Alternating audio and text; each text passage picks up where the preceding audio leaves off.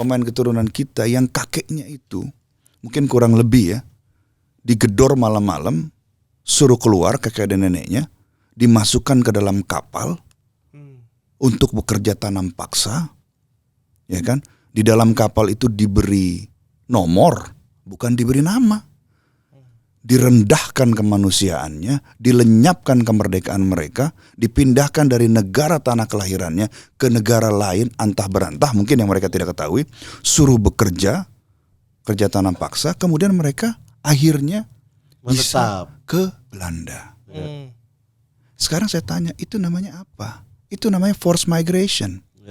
Nah sekarang kalau keturunan mereka mau kembali membela kita, adilkah kita menolak mereka? Ayo mulai, sekarang podcast kita ada cerita asyik buat kamu dengar. Tertawa bersama, mari kita bicara. Mama dan Rifan teman setia. Ayo dengarkan, biar makin paham. Ada cerita asyik buat kamu dengar. Sobat Sporty, mari tertawa bersama. Podcast 77 teman setia. Halo Sobat Sporty, kembali lagi di Sportcast terbaik di Republik Indonesia. Di bawah langit Ibu Pertiwi, kami lebih bagus dan lebih favorit dibandingkan DPI. Kami lebih bagus dan lebih favorit daripada Justol. Kami lebih bagus daripada tata kelola sepak bola Indonesia. Kami lebih bagus daripada regulasi pemain asing. Kami juga lebih bagus daripada orang-orang yang protes naturalisasi. Yang protes ya?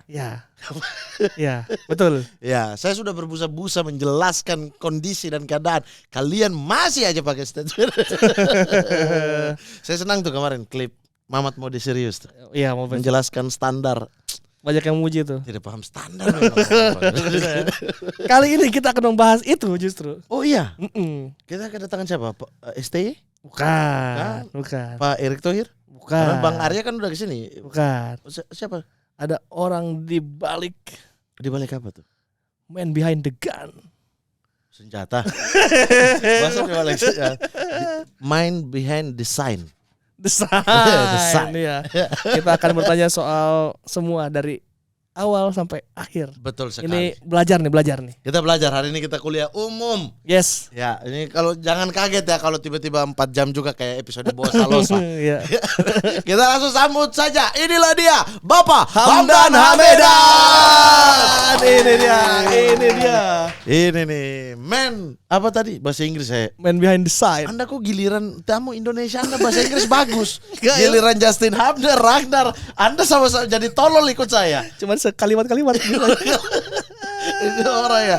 Pak, apa kabar Pak? Alhamdulillah baik. Alhamdulillah. Wis, akhirnya nih kita kuliah umum dulu nih hari ini Pak. Kuliah umum. Tapi sebelum kuliah umum, Justru saya datang untuk belajar di sini. sebelum kuliah umum ini Podcast terbaik katanya. Iya sih. Bapak mau belajar soal apa? Caranya bikin podcast Pak. tapi sebelum kuliah umum ini ada satu yang akan berseberangan dengan lu. Apa tuh? Inter Milan dan Juventus. Makanya tadi pas saya dengar waktu apa tuh namanya? Tanya jawab cepat. Inter Milan passion. Saya sama fans Milan di situ gini-gini. Maaf lebih dekat ke ini Pak. lebih dekat lagi. Siap, Ya, oke. Ya. Tapi hari ini adalah orang yang selalu ya awal-awal proses mencari pemain diaspora kita selalu mendengar nama Bapak Hamdan. Ya. Sebenarnya nih, secara tupoksi, secara jabatan lah. Sebenarnya apa? Biar masyarakat di luar sana itu tahu. Oh, Pak Hamdan itu memang yang ngurus ini. Jabatannya itu apa? Jadi posisi saya di Kemenpora itu sebagai tenaga ahli menteri bidang diaspora dan kepemudaan. Oke. Jadi sebetulnya Mas Menpora, Mas Dito Aritejo melakukan terobosan sebetulnya. Karena sebelumnya itu belum ada posisi di Republik ini. Posisi di Republik ini dengan title diaspora.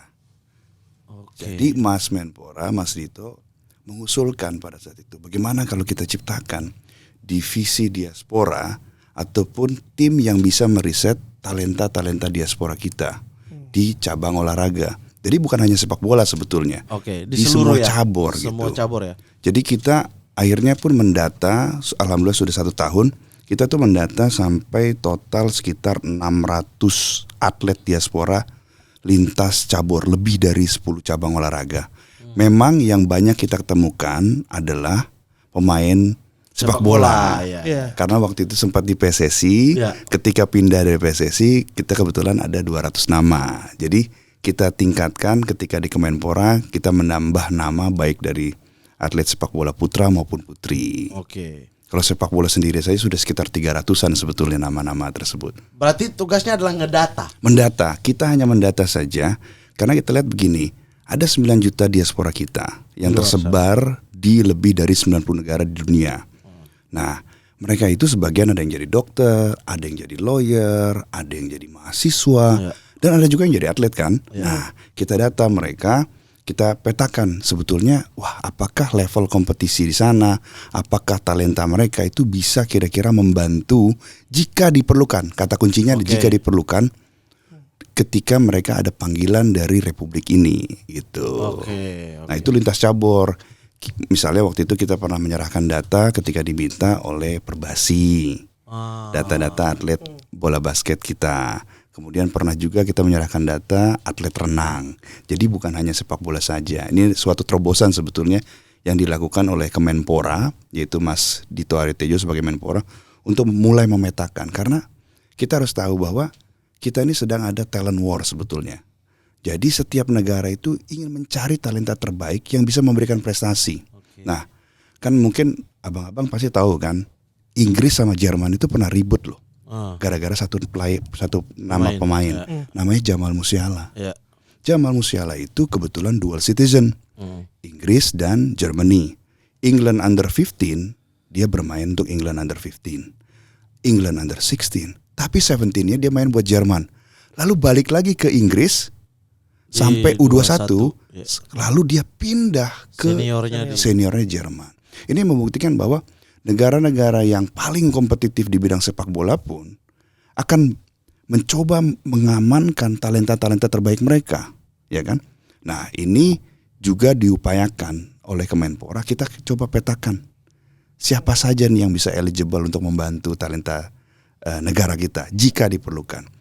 Contoh misalnya seperti anak berkewarganegaraan ganda terbatas seperti Matt Baker yang sempat ramai kemarin kan. Australia dipanggil, di Indonesia udah main. Jadi kita alhamdulillah menemukan, kita mendapatkan informasi, kemudian diminta oleh Coach Nova beberapa nama mungkin kita submit kepada Coach Nova, lalu dibuatkan open trial fair for everybody to see, dan dilihat oh rupanya si A kurang bagus, si B kurang bagus, si C dan si D bagus. Yang terpilih adalah Lucas Lee yang mempunyai kewarganegaraan ganda Indonesia Amerika, dan Matt Baker yang punya kewarganegaraan ganda Indonesia Australia. Ya, ini buat netizen juga, kalau anak di bawah usia dewasa itu masih boleh punya 2 kewarganegaraan berdasarkan aturan Indonesia ya. Betul. Jadi karena nanti ganda ini kok ganda ya kok begitu mulut mereka, pahami dulu ya. Kasih tahu aja kan marah-marah. Kasih tahu baik-baik. Enggak, udah harus di level marah sih.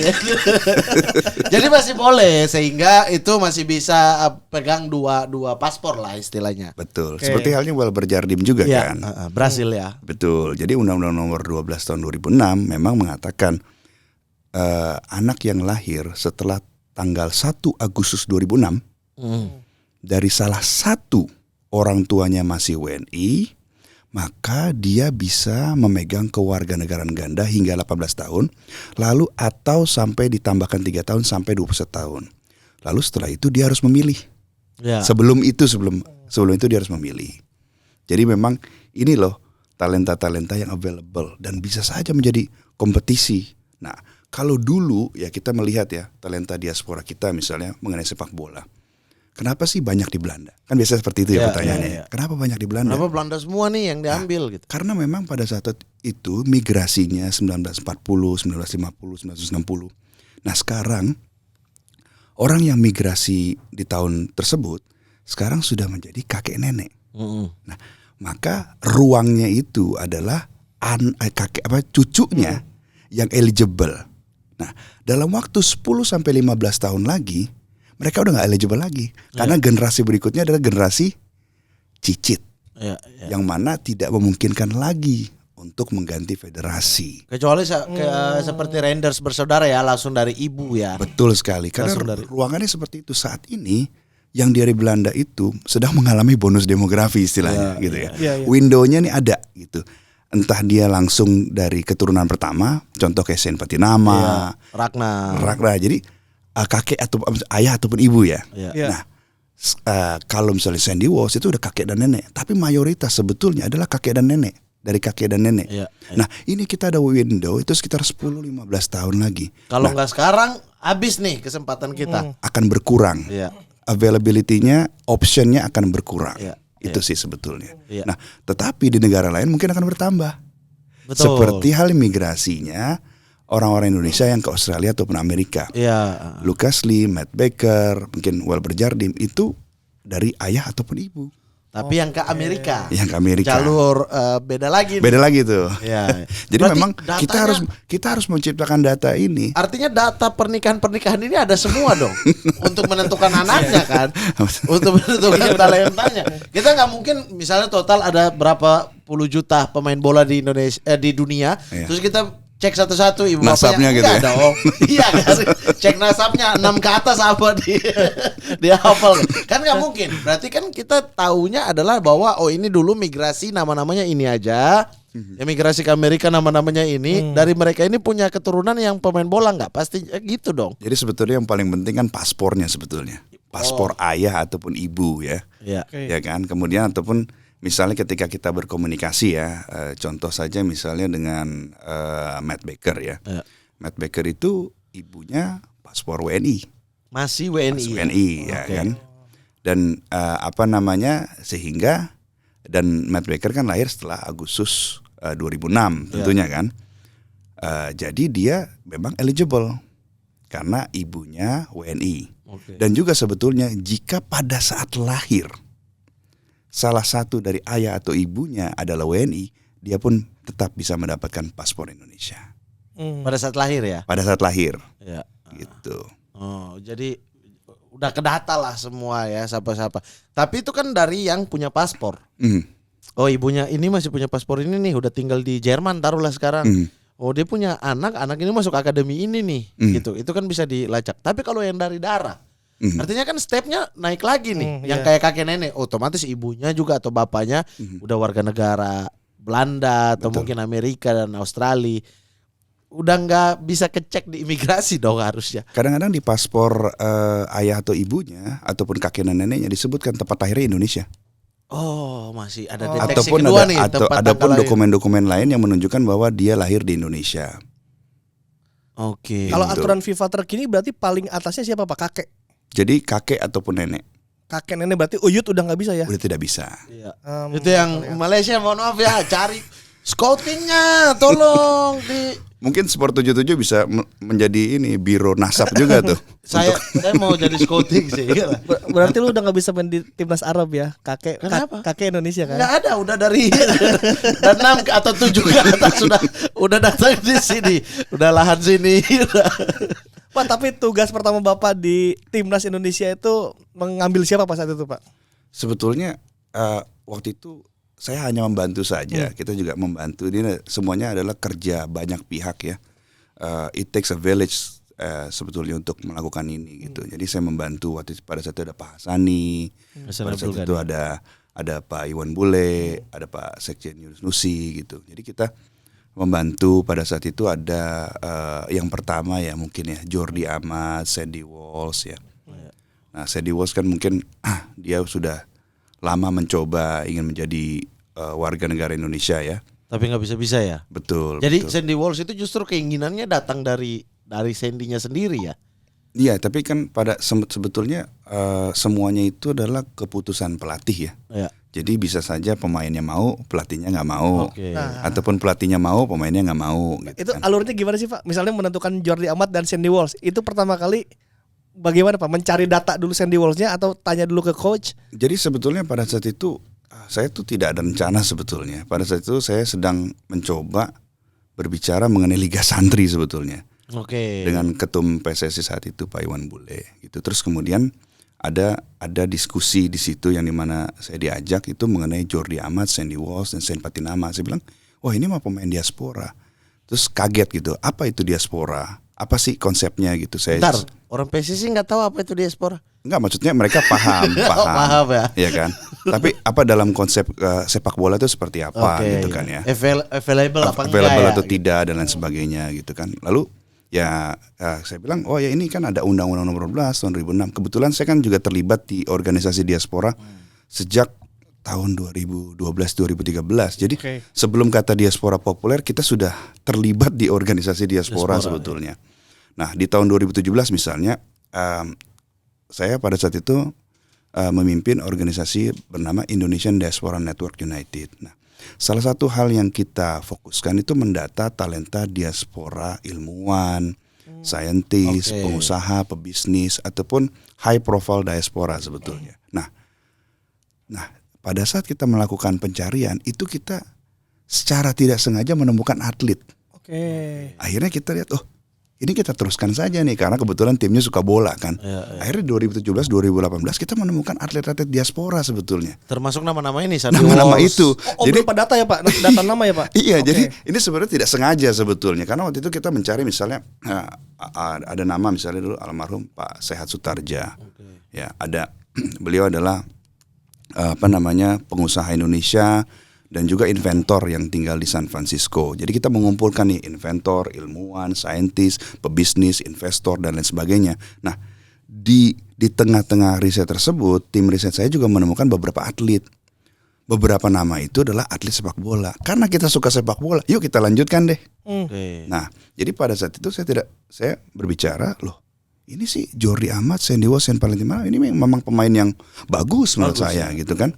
Nah, akhirnya saya diminta bisa bantu nggak untuk mengerjakan hal ini. Saya bilang insya Allah saya bisa dengan senang hati ya membantu jadi bagian dari tim. Gitu. Akhirnya yang menghubungi tapi ke generasi pertama ya, jadi, Sandy Walsh, Jordi dan lain-lain. Jelasnya itu adalah itu sudah ada nama tersebut. Jadi memang sudah ada permintaan dari pelatih gitu. Jadi saya bukan menyodorkan nama gitu. Jadi pada saat saya di meeting itu nama situ sudah ada papernya, ada namanya, tinggi badannya, berat badannya, informasi bionya sudah ada gitu. Pak, artinya tim PSSI juga sudah mencari siapa-siapa yang available buat timnas. Betul. Kemudian data ini dan data yang punya paham dan cocok lah. Betul. Jadi memang sudah ada request dari Coach Sintayong. Nah pertanyaannya karena mungkin ini proyek pertama ya, kan dulu mungkin naturalisasinya mungkin di dalam negeri ya. Betul, ya. Pemain-pemain yang bermain di klub Indonesia. Nah saat ini kan upayanya pemain yang bermain di Liga Eropa kan. Jadi mungkin ada how do we approach this kan? Bagaimana kita mengerjakan hal ini gitu loh. Nah akhirnya mungkin pada saat itu ya kita coba berbicara, bertemu dengan mereka gitu kan. Dipimpin oleh Pak Hasani, waktu itu berangkat ke Belanda gitu. Jadi kita meng-approach mereka, berbicara baik-baik, menjelaskan apa sih keinginan pelatih ya. Karena memang nama-nama ini dari pelatih. Gitu. Apa jawaban mereka Pak waktu datang ke sana? Wah mereka siap. Oh langsung siap Pak? Aduh betul-betul kita terharu sekali sebetulnya tuh. Dengan Jordi, Sandy, Shane itu. Mereka, it takes only 15 minutes for them to say yes. Karena ada waktu Jordi ya, saya ingat waktu ada nama Jordi Sandy Walsh oke lah gitu. Tapi ada nama Jordi ketika dia lagi negosiasi dengan JDT juga, lalu kemudian orang bilang wah ini titipan Malaysia gitu, biar dia available buat JDT juga karena JDT biar ada suplai tambahan pemain Asia kan jatuhnya waktu itu. Mungkin pada saat itu belum ya, mungkin karena waktu pada saat saya ngobrol dengan beliau juga banyak opsi sih. Saya nggak melihat tujuannya itu seperti itu, justru saya melihat beliau itu datang dengan nenek beliau yang dia bawa neneknya ya pan sampai terharu kita, beliau sampai nangis kan, nenek beliau itu kan orang mana ya, Surabaya ya, Sulawesi kan, Sulawesi kan? Jadi dijelaskan bahwa neneknya sering bolak-balik ke Indonesia dan lain sebagainya. Jadi kita melihat bahwa sebenarnya yang kita lakukan ini apa sih, mempertahankan keindonesiaan orang Indonesia, bukan mengindonesiakan orang asing dong. Iya. Ya kan, karena mereka ini ada darah Indonesianya kan. Itu. Tapi kalau kasus misalnya kita ambil contoh agak unik sih. Misalnya kalau database kita tuh ya, kita ngomongin database di negara ini Pak. Memang menjadi harus masalah ada, kan? dan kita sudah menciptakan. Betul, sekarang. dari dulu kan menjadi sebuah problem, data kita tuh gak pernah beres kan. Nah sekarang kemudian pengolahan data ketika masuk ke yang punya darah atau yang sudah memegang paspor karena dia masih di bawah usia dewasa gitu, ibunya atau bapaknya orang Indonesia, oke lah. Tapi sampai menemukan kayak Martin Paes yang neneknya bukan darah Indonesia, cuma tinggal di Indonesia, itu kan sesuatu yang gimana ya? Itu bisa didapat dari mana data itu? Next level ya. Ya, jadi itulah hebatnya OSINT kan, Open Source Intelligence kan. Iya, Jadi iya. melakukan perisetan yang luar biasa, ya kan, sampai kepada genealogy, sampai kepada nama-nama belakangnya keluarga tersebut. Iya. Ini darahnya dari mana dan lain sebagainya. Itu bisa dilakukan sebetulnya. Nah, yang tidak kalah penting sebetulnya, yang paling kuat itu adalah referensi sebetulnya. Oke. Jadi poinnya seperti apa? Misalnya begini, ketika kita berbicara dengan satu pemain keturunan Indonesia, kita juga tanyakan, kamu kenal nggak sih orang lain yang punya darah Indonesia? Ini yang paling sohih sebetulnya.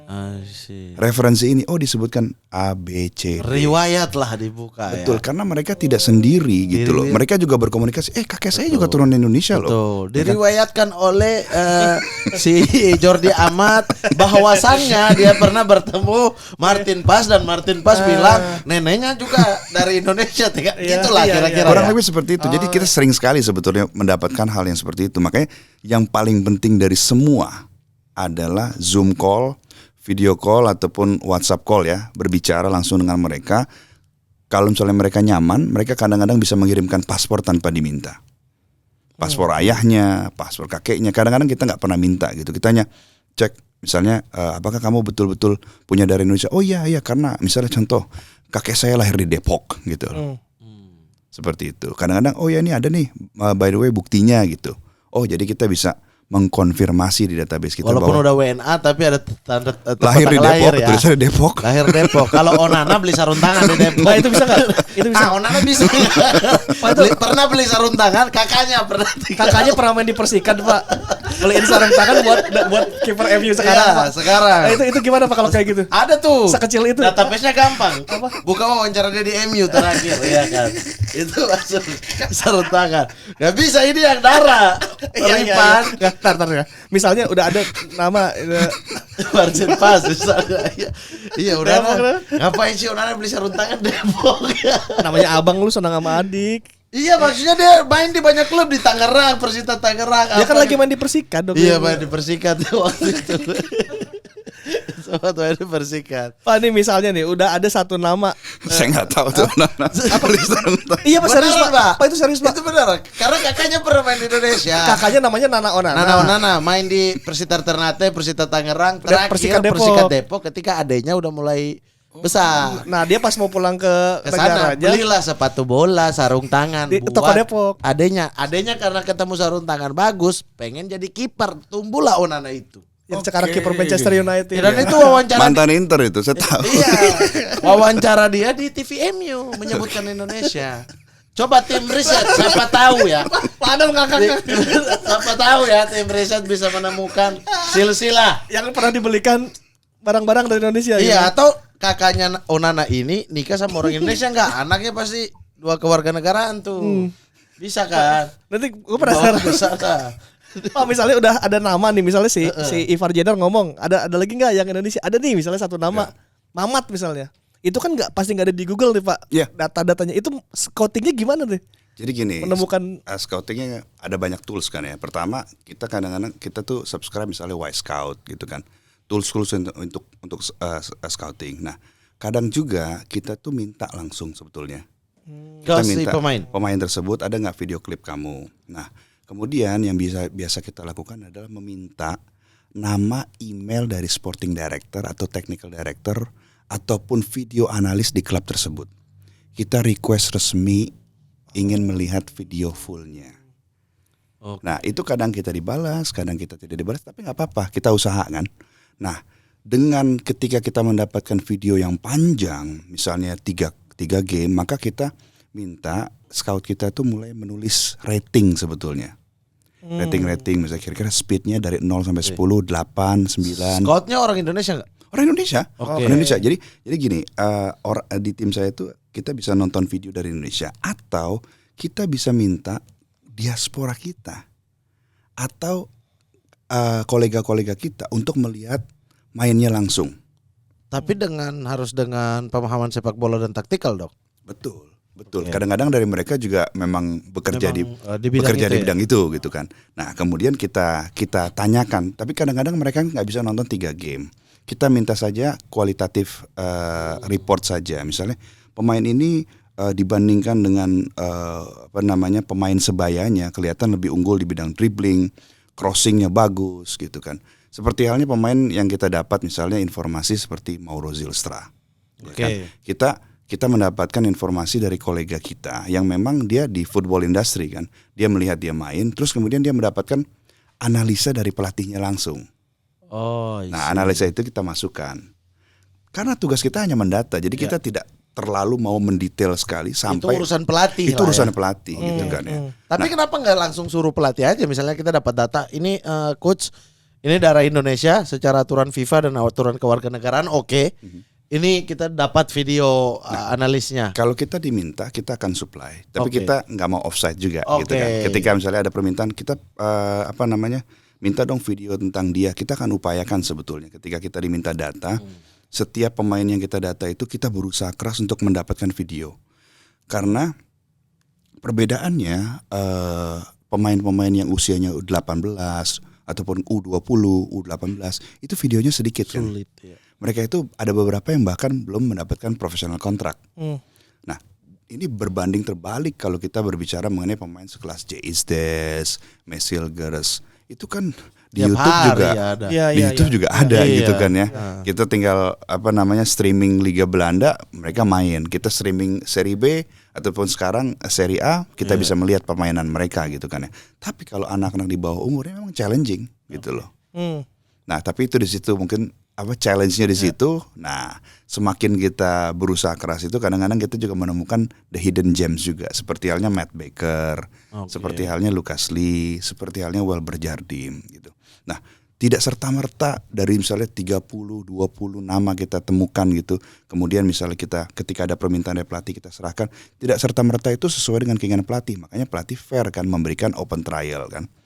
Hanya yang menurut beliau saja terbaik dan bisa membantu tim yang diseleksi. Nah, itu adalah kewenangan pelatih. Tugas kami hanya mendata saja. Iya. Tapi dengan banyaknya back ya yang diaspora kita itu yang sekarang main di timnas itu kebanyakan rata-rata lini belakang lah.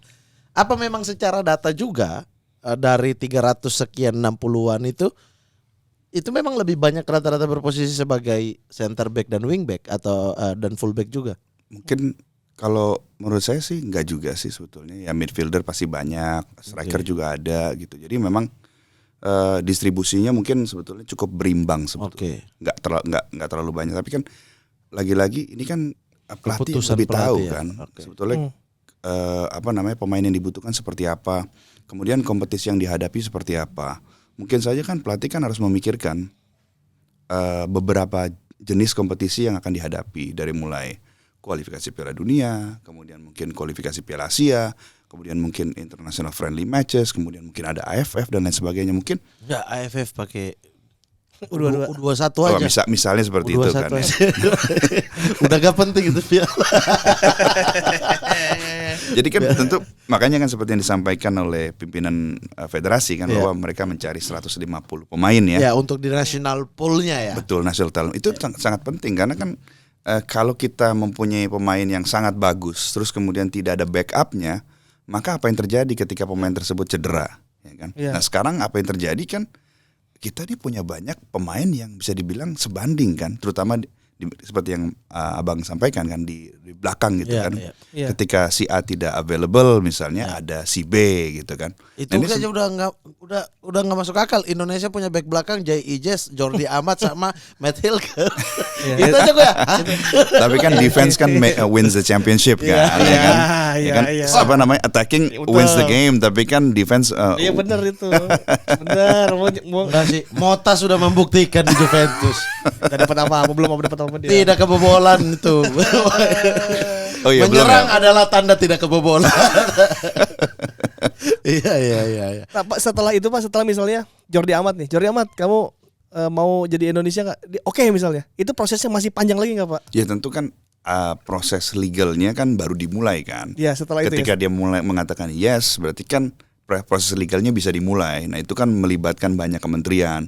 Alhamdulillah sekarang kan semakin cepat kan, ya kan? Karena satu frekuensi sudah jelas sekali ini Yang lama kan di kebutuhannya. Komisi 10. Ya itu kan mengatur penjadwalan gitu kan. Tapi alhamdulillah saya pikir everything's getting better kan. Dan kualitas pemain yang kita datangkan juga Bagus. semakin baik kan. Baik. Max Hilgers kemarin bermain melawan MU ya di Piala Eropa. Jadi terus terang kalau orang Perancis tuh ada istilah namanya embarrassment of the riches. Jadi back kita tuh mewah banget, ada Des, ada Max Hilgers, ada Jordi, ada Rizky Ridho, ada Justin Hubner gitu loh.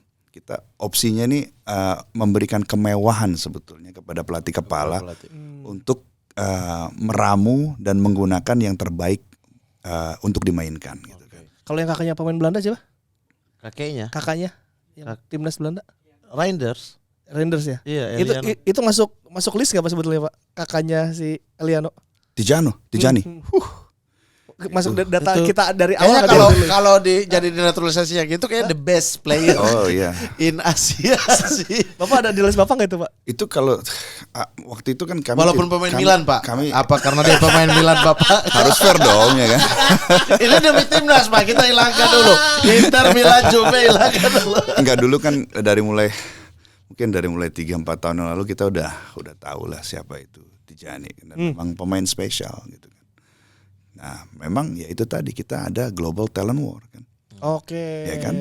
Pasti nanti mungkin dalam waktu 1-2 tahun ke depan nanti mungkin ada pemain kita ya yang memang eligible untuk 2 negara akan menjadi perebutan, bukan tidak mungkin gitu loh. Apalagi dengan prestasi timnas kita yang semakin baik, maka pasti semakin banyak pemain keturunan Indonesia itu yang tertarik juga untuk membela timnas kan. Ya, yang sulit kan adalah menembus awal itu. Awal sebenarnya. itu betul. Jadi Awal itu. saya ingat banget. Ada ini enggak Pak? Banyak ini ya, banyak isu di luar sana bahwa ini ada iming-iming atau ada janji khusus lah antara yang mau dinaturalisasi atau mau disuruh untuk membela timnas Indonesia dengan pihak kita gitu loh.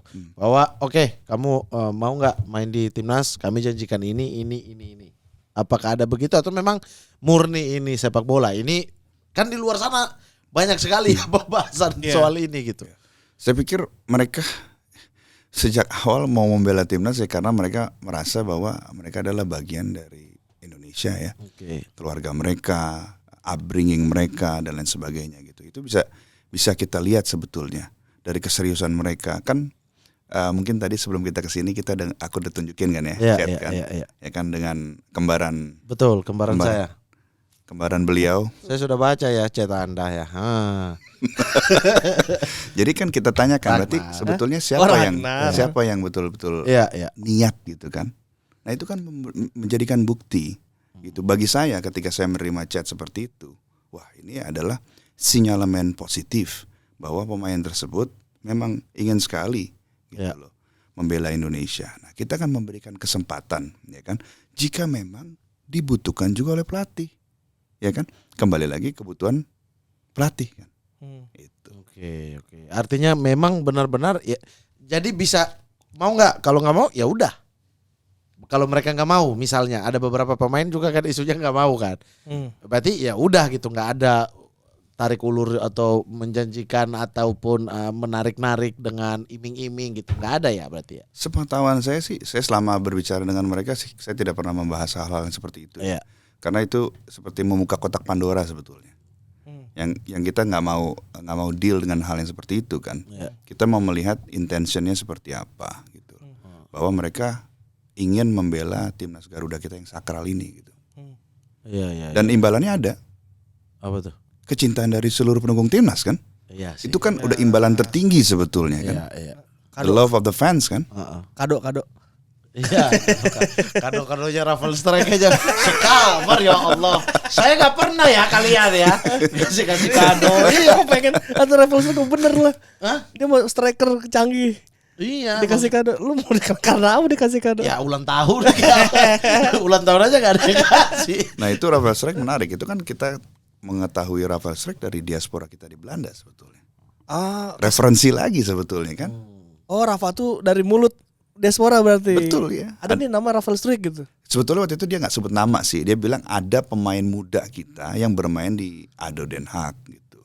Kemudian kita membuka situs web ADO Den Haag, terus kita membuka juga ada app ya untuk Liga Amatur Belanda.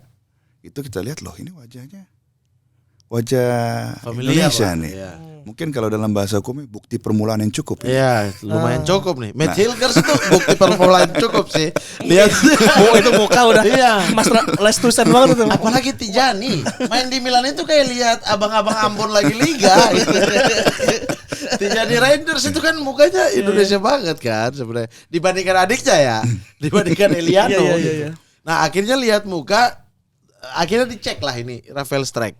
Ya, kemudian kita cek, oh iya ternyata kita juga minta kawan kita yang di Belanda untuk confirm, terus dia bilang, iya ini pemain yang saya bilang itu gitu loh.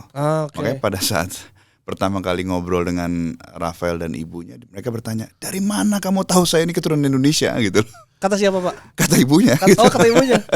Kata ibunya ataupun Rafaelnya sendiri gitu. Berarti dia dari buyut ya? Dari kakek ya? Kakek nenek ya? Dari apa? Dari kakek nenek. Kakek Betul. nenek ya? Sebetulnya ayah dan ibunya itu adalah keturunan Indonesia. Dua-duanya. Dua-duanya Kan? sebetulnya. Dua-duanya. Makanya waktu ada video dia makan kue lapis, wah ini mah sering ditaruh di rumah. Oh, kalau dia ya. Iya kan. Nah, ini Biasa mah aja saya itu. sering ngomong apa bisa dia taruh nenek dulu di sana. Untuk Rafa dia langsung mau ketika kita tawarkan. Waktu itu kan kita bilang sama dia bahwa ada opportunity trial di Spanyol itu. Dia kalau dia berkenan dia akan diterbangkan untuk dilihat langsung oleh Coach Sintayong untuk persiapan Piala Dunia U20. Jadi pada saat itu belum ada komitmen apa-apa sebetulnya. Hanya ada komitmen untuk melakukan fair trial gitu. Kemudian dia impress dan saya ingat sekali pada saat itu kalau nggak salah bulan Desember 2022 ya, 2022. Ya, saya mendapat pesan dari Coach Indra Safri. Ini ada surat dari Coach Sintayong yang merequest Rafael Struijk. Baru pada saat itu, yuk prosesnya begitu. Dia proses ya dia. Kalau dia ya bukan kayak Elkan ya. Kalau Elkan kan Ya. tinggal ambil paspor Indonesia kan karena dia Kalau dia kan ABG waktu itu, dia anak berkewargaan ganda si terbatas. Elkan kan. Kalau Dia- tidak salah dia punya. Dia dan siapa ya? Elkan dan siapa ya yang Sirus juga ya? Sirus juga seperti itu, cuman dia telat memilih tuh Jadi harus proses. Iya. Oh, kalau dari awal-awal dia udah ini ya nggak usah proses. harus di bawah 21. Dia harus di bawah 21. Harus di betul. bawah 21 kalau yang punya 2 kewarganegaraan karena bolehnya hanya hampir 21 tahun kan. Kalau Struijk berarti prosesnya kayak gitu. Karena dia kakek nenek. Ibu bapaknya udah WNA dua-duanya kan. Kalau si Ragnar dia yang pengen. Saya jadi sebetulnya dulu juga kita kan suka diskusi ya. Maksudnya pada saat saya di PSSI saya pernah ngobrol juga kan.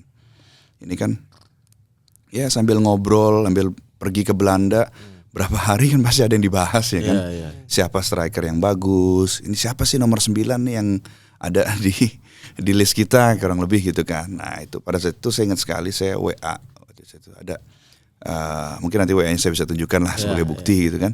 Ini ada seorang yang mempunyai kemampuan dribbling spesial menurut kami gitu. Dia memang bukan nomor 9 tapi dia bisa mengobrak-abrik pertahanan di last 25 yards menurut kami gitu. Nah, terus saya sudah tidak lagi di PSSI kan, terus saya menerima WA dari Ragnar kan pada saat itu. Oke, kalau gitu kita ngobrol yuk. Kita mau coba ngobrol apa sih sebetulnya tujuan kamu WA saya. Ingat ya, ngobrol aja, video call aja, silaturahim aja. Iya. Ya kan? Nah, di situ dia bilang bahwa saya ingin sekali sebetulnya kalau ada kesempatan gitu. Nah, saya menjelaskan bahwa tugas saya hanya mendata. Jadi saran saya adalah terus saja bersinar di klub kamu. Insya Allah akan ada kesempatan lah. Pasti kalau karir kamu semakin baik, kamu juga akan terdeteksi oleh radarnya Coach Sintayong gitu. Itu saja sih, normatif sebetulnya.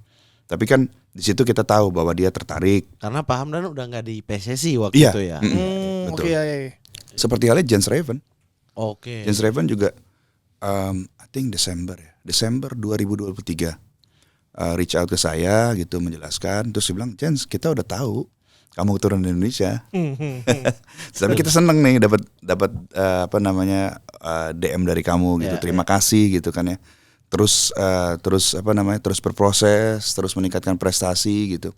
Nah, saya juga happy juga ketika mendengar bahwa dia berapa bulan kemudian memulai prosesnya. Sekarang sudah bergabung dengan timnas U20, membantu menang AFF, kemarin juga lolos Piala Asia. Betul. Iya. Nah, tapi ini nih kan pergulatan yang panjang ya, Pak ya. Dari kita kita percaya bahwa siapapun bisa bela timnas ini ya. Dari segala macam, dulu pernah terjadi naturalisasi orang-orang di liga. Ada beberapa juga yang dinaturalisasi dari klub-klub Belanda yang punya warga negara ganda ataupun mereka punya darah Indonesia gitu kan.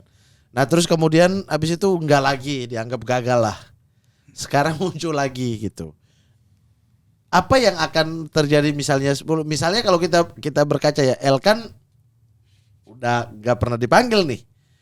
Bisa jadi besok-besok persaingan di sebelah kiri makin gemuk, Sain mungkin gak dipanggil lagi gitu.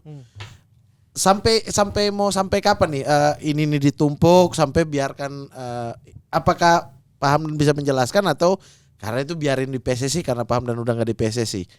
Mau menjelaskannya nggak? Ini tuh target sampai kapan sih obrolan awalnya itu? Jadi sebetulnya kan dan aman nggak kalau mereka ini tiba-tiba nggak dipanggil lagi?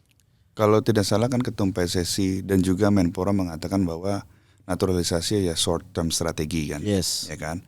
Tapi at the same time juga bahwa kita tidak menutup kemungkinan bahwa timnas kita semakin baik, maka kompetisi juga semakin tinggi dong, ya kan. Maka kita akhirnya membuka peluang untuk mendatangkan pemain-pemain dengan level yang juga mungkin sama tinggi atau lebih tinggi kan. Nah, ini sebetulnya adalah kesempatan juga yang sekarang pertanyaannya begini. Kita istilahnya ini kan sedang berkompetisi di kualifikasi Piala Dunia ya. Ronde ketiga. Kita udah ngebut belum? Menurut abang-abang? Cukup ngebut, Pak. Udah. Ngebut ya. Makanya saya bilang kemarin tuh kita tuh istilahnya udah di gigi 3. Ya kan, udah gigi 3 kita melaju sangat kencang.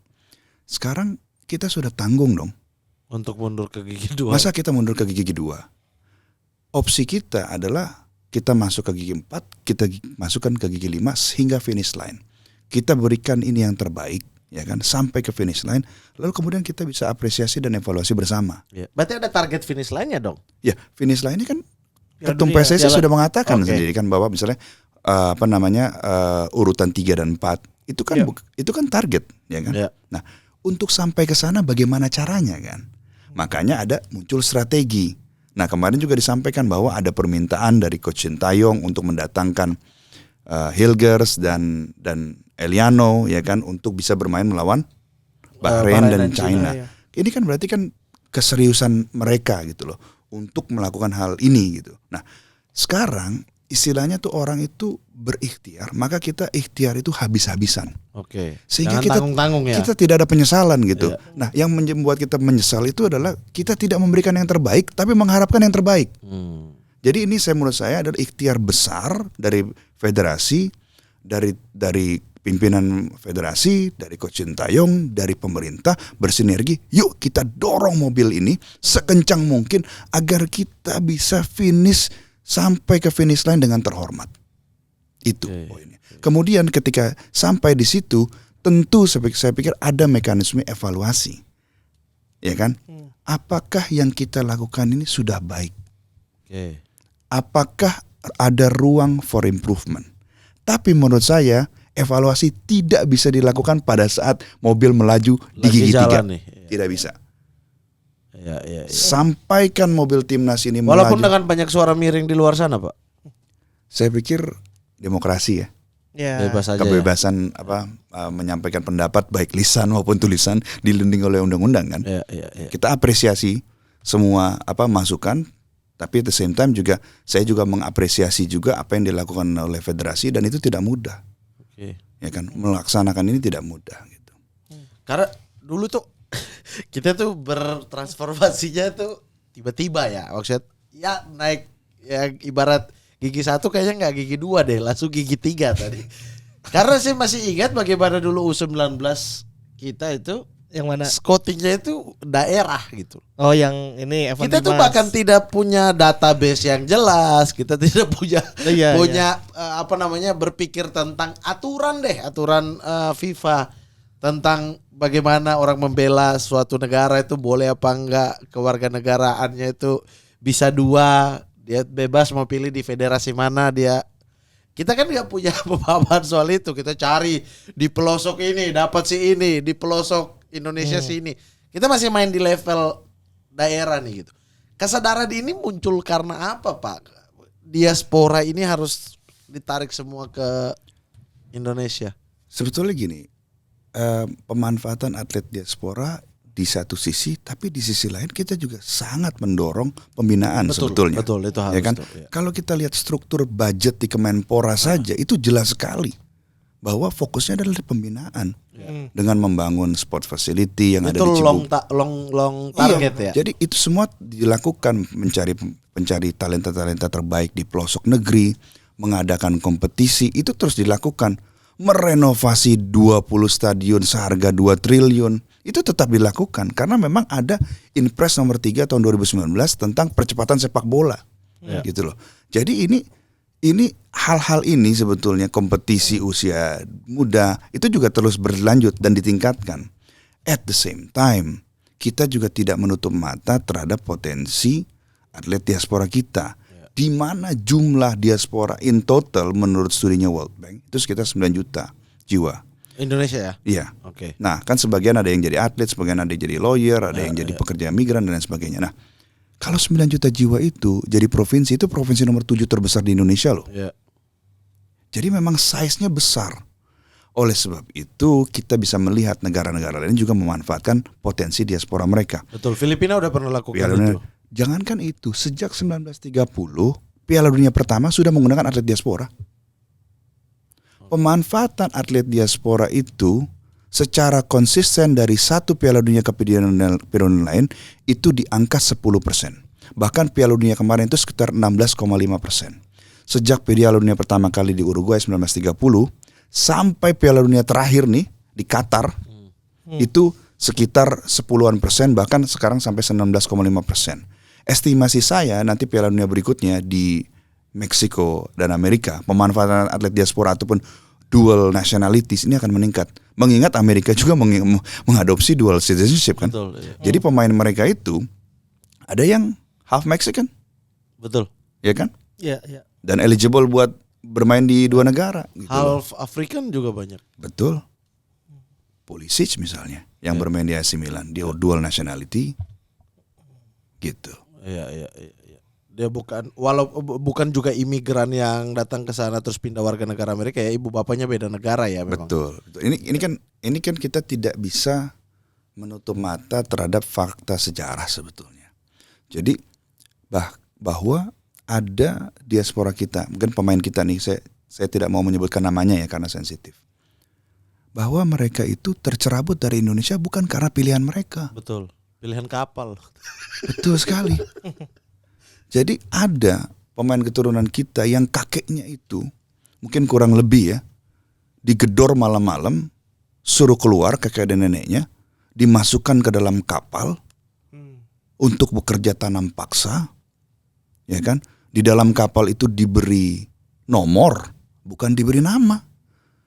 Direndahkan kemanusiaannya, dilenyapkan kemerdekaan mereka, dipindahkan dari negara tanah kelahirannya ke negara lain antah berantah mungkin yang mereka tidak ketahui, suruh bekerja, kerja tanam paksa, kemudian mereka akhirnya bisa ke Belanda. Sekarang saya tanya, itu namanya apa? Itu namanya forced migration. Nah sekarang kalau keturunan mereka Mau kembali membela kita, adilkah kita menolak mereka? Adilkah kita menolak kembalinya Garuda kita? Itu saja. Walaupun mungkin kakeknya pada akhirnya udah menikah dengan orang Belanda atau dengan orang manapun ya.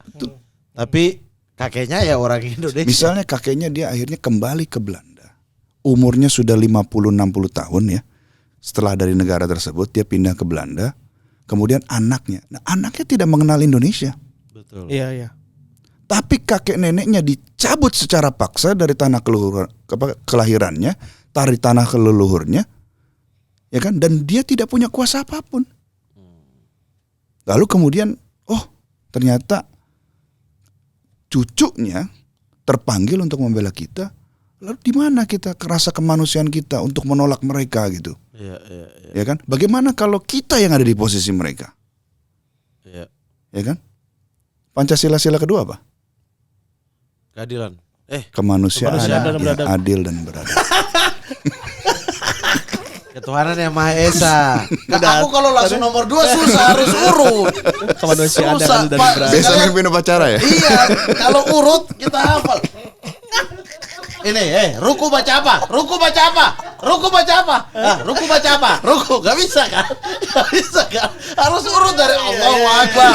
Doa iftitah. Lalu, subhana rabbiyal azim. Ruku apa? Harus urut. Kacau nih. Ini nanti netizen nih kurang ajar. Kalau Camoranesi gimana Camoranesi? Lu tahu ceritanya nggak gimana?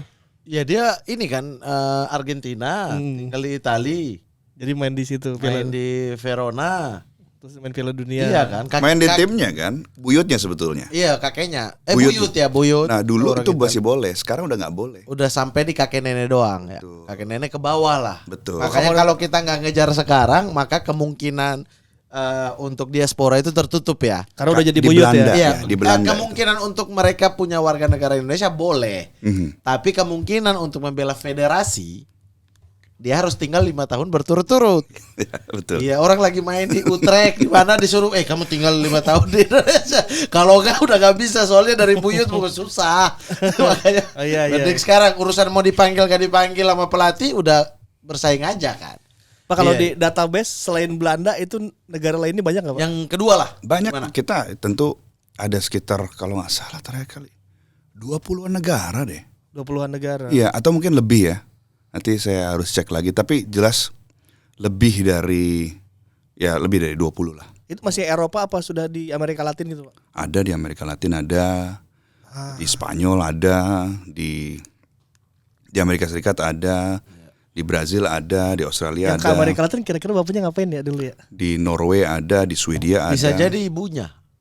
Bapaknya misalnya dulu main bola di sini atau pernah datang ke sini, nikah sama orang sini, balik lagi ke sana. Oh iya.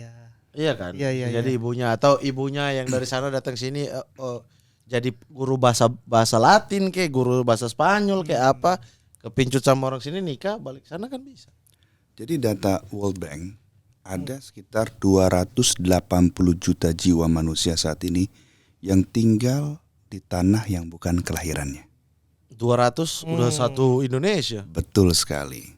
Jadi global migration ini sudah reality Betul. sebetulnya. Dan ini dari dulu sih sebenarnya. Betul. Makanya kenapa Maroko diisi sebagian besar pemain diaspora?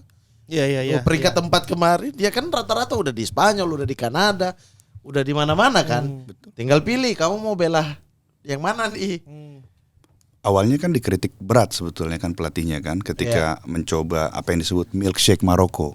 Iya. Ya kan dia dikritik tapi dia oke lah kita coba dulu kan. Seperti tadi, ini sudah gigi 3 ini. Iya. Digasin aja sampai Piala Dunia kan.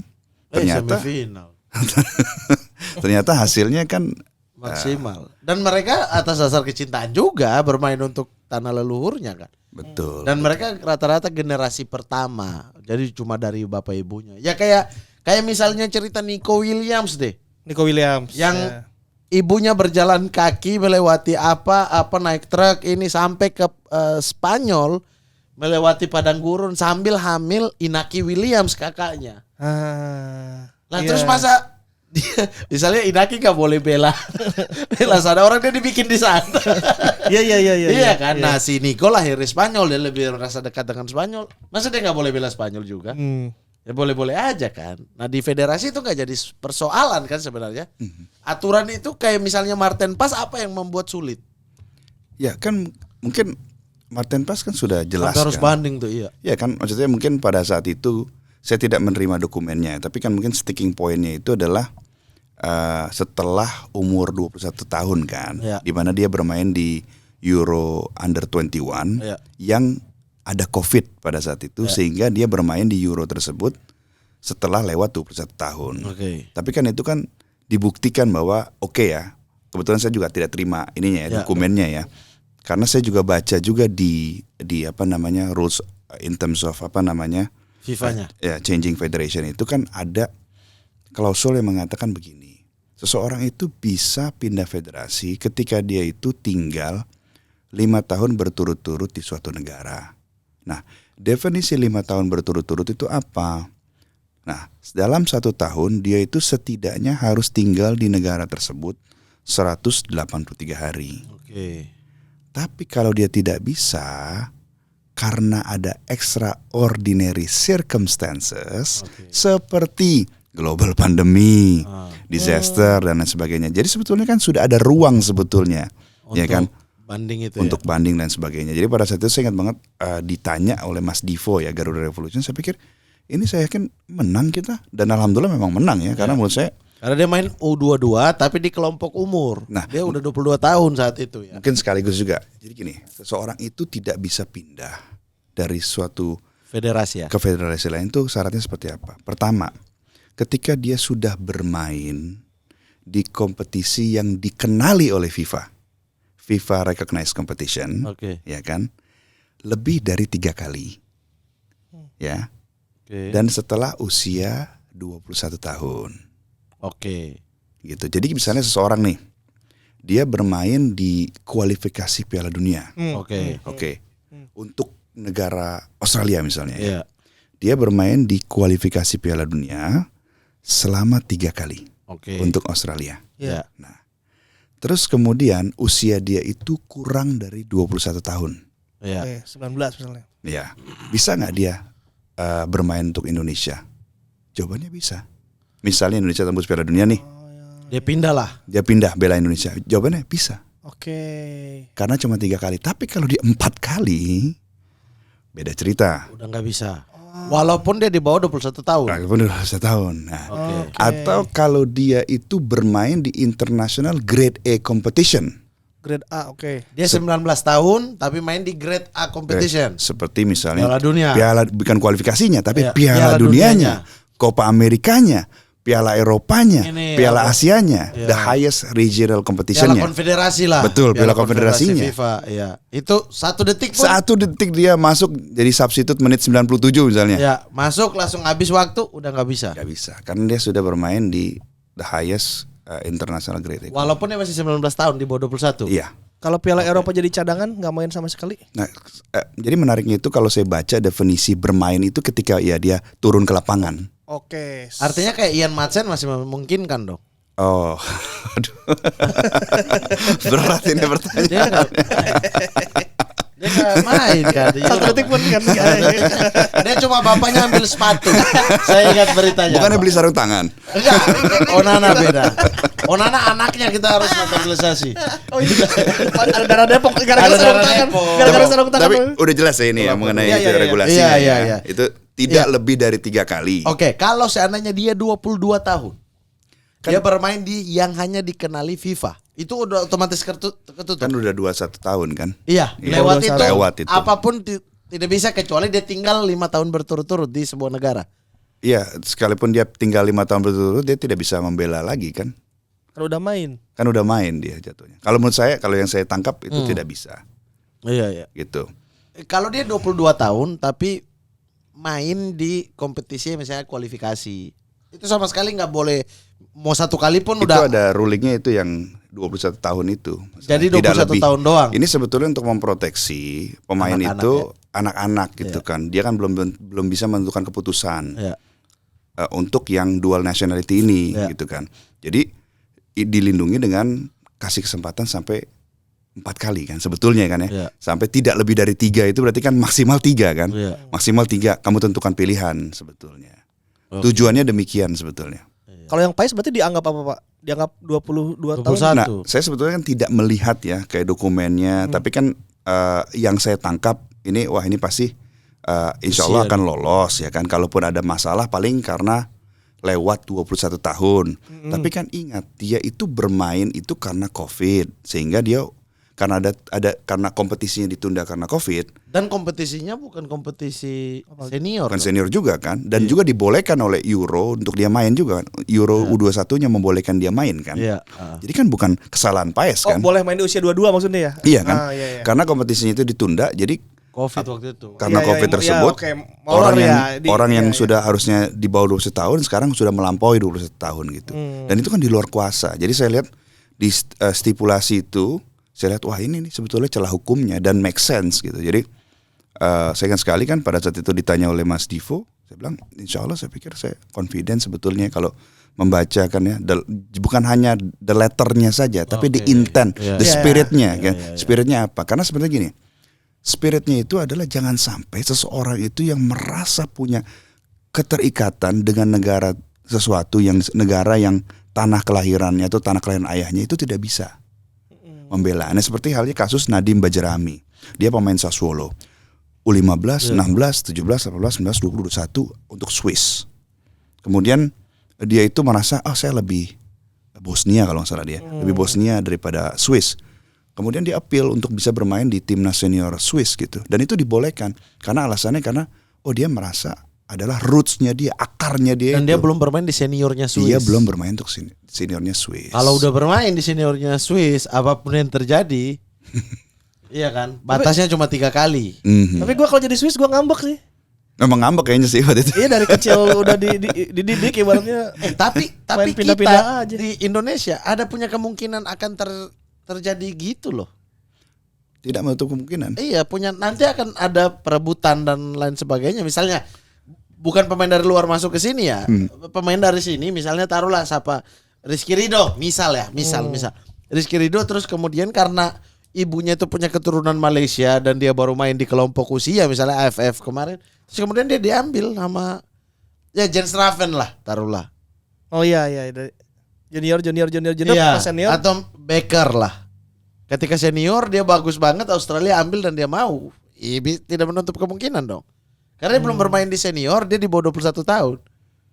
Iya. Iya kan bisa dong. Artinya jangan jauh-jauh Swiss, kita ke depan ini udah ada di level akan memperebutkan pemain dengan yang lain. Berarti ini di sini tuh perang ya. Iya.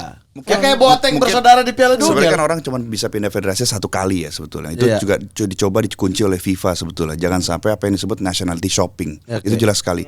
Belanja nasionalitas belanja belanja kewarganegaraan namanya itu. Itu yang sebetulnya itu spiritnya gitu. Jangan sampai orang itu mempermainkan regulasi untuk kepentingan pribadi gitu. Iya. Oh, yang ini enak sini kita ke sana gitu kan. Enggak juga gitu Tapi kan mereka masih punya 2 nih yang di yang- bawah-bawah ini. Nah, cuman poin saya begini. Kenapa sih Mas Menpora membuka oke kita coba fokus pada talenta diaspora? Karena memang kenapa? Kompetisi itu akan semakin ketat. Kalau kita tidak bisa memproteksi talenta kita yang kita miliki, boleh jadi orang akan melihat wah, ini seorang ada diamond nih. Kita bisa manfaatkan. Tadi kita ngomong mengenai Swiss. Swiss itu punya striker yang mencetak gol terhadap negara kelahirannya sendiri. Embolo. Iya. Hmm. Dia bermain di Piala Dunia, mencetak gol Iya. melawan tanah Swiss. Iya. kelahirannya. Waktu Piala Dunia kemarin. Oh iya. Satu grup sama Serbia tuh mereka tuh.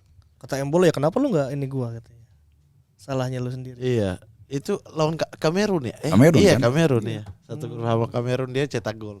Jadi kan, wah ini kalau misalnya suatu negara ataupun federasi tidak tanggap, oke ini talenta kita nih, ya kan? Wah ini bahaya nih kalau misalnya kita tidak amankan sekarang, boleh jadi. Tapi kan ada pilihan karir juga menjadi federasi ya, federasinya Swiss, dan sebenarnya kita berbicara ini tidak akan relate karena mereka itu boleh 2 kewarganegaraan, kita satu, ini yang menjadi soal. Betul.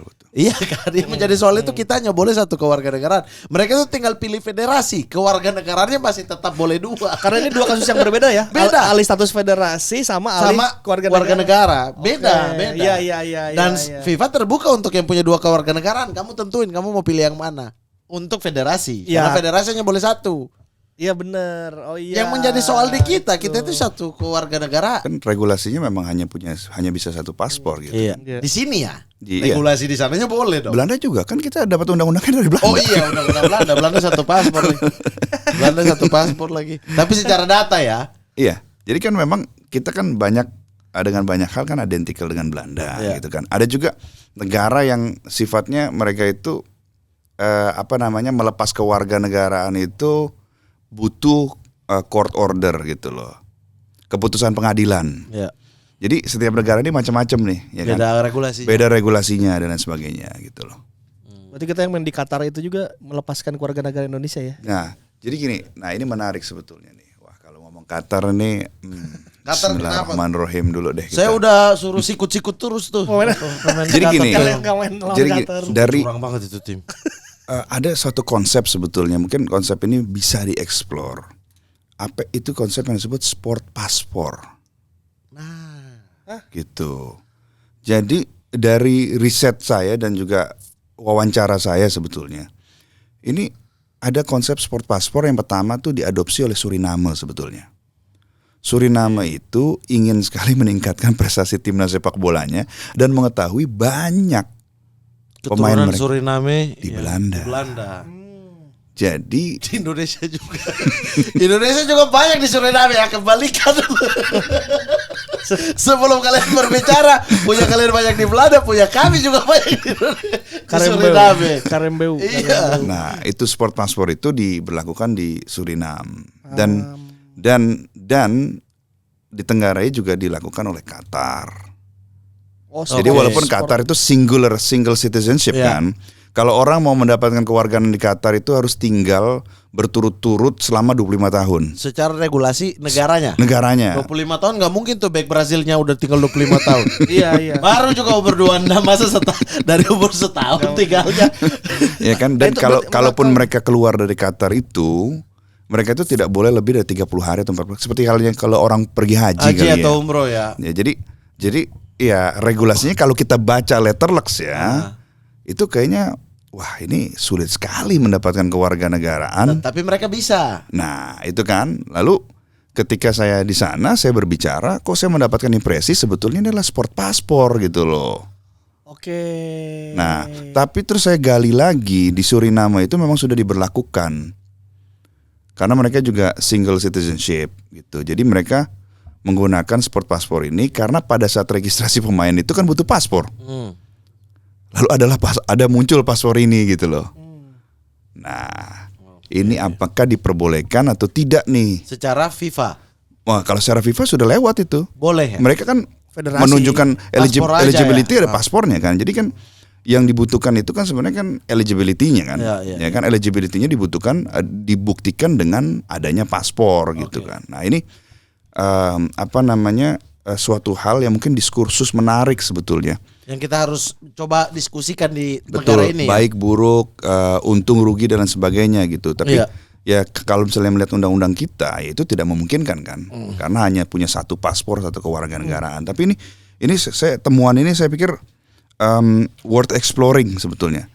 Sekedar diskursus saja kan tidak apa-apa kan? Ya boleh dong. Iya kan? Boleh dong. Iya kita ya berdiskusi. Dan itu Suriname terbukti berhasil mereka meningkatkan prestasinya tuh. Iya, mereka di kualifikasi juga lumayan naik. Qatar juga lumayan. Kakap lumayan naik. Nah, tapi memang ingat juga bahwa Qatar itu pernah kena amonito, pernah kena yellow card sebetulnya. Gara-gara Nationality shopping istilahnya. Dia Berbelanja kewarganegaraan itu sebetulnya Dia dapat kartu kuning dari FIFA. FIFA emang gak berani kartu merah Qatar.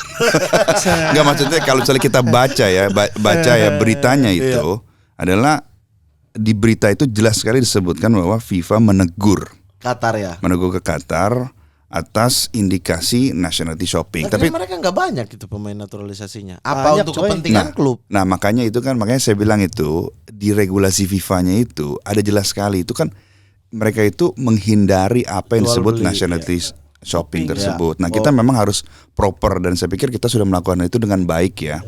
Ya kan dengan undang-undang kita tuh sebenarnya sangat strict untuk menaturalisasi pemain itu sampai melibatkan berapa kementerian.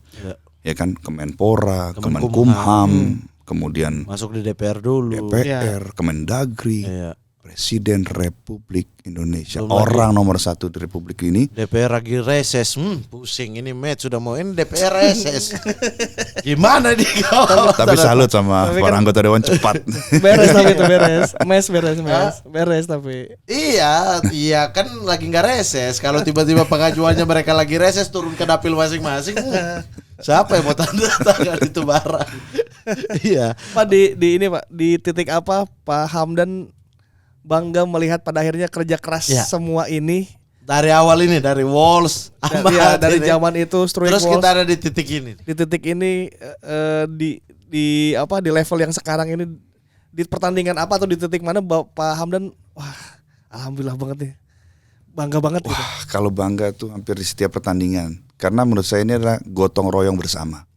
Jadi apa yang dilakukan ini tidak bisa dilakukan oleh satu orang. Tapi dilakukan oleh tim, dilakukan oleh orang-orang like-minded individuals ya yang percaya bahwa ini akan mendatangkan kebaikan. Dilakukan oleh netizen pecinta timnas kita. Jadi jangan salah, sebetulnya salah satu daya tarik ya untuk membela timnas itu adalah kecintaan netizen kita terhadap sepak bolanya ya. betul.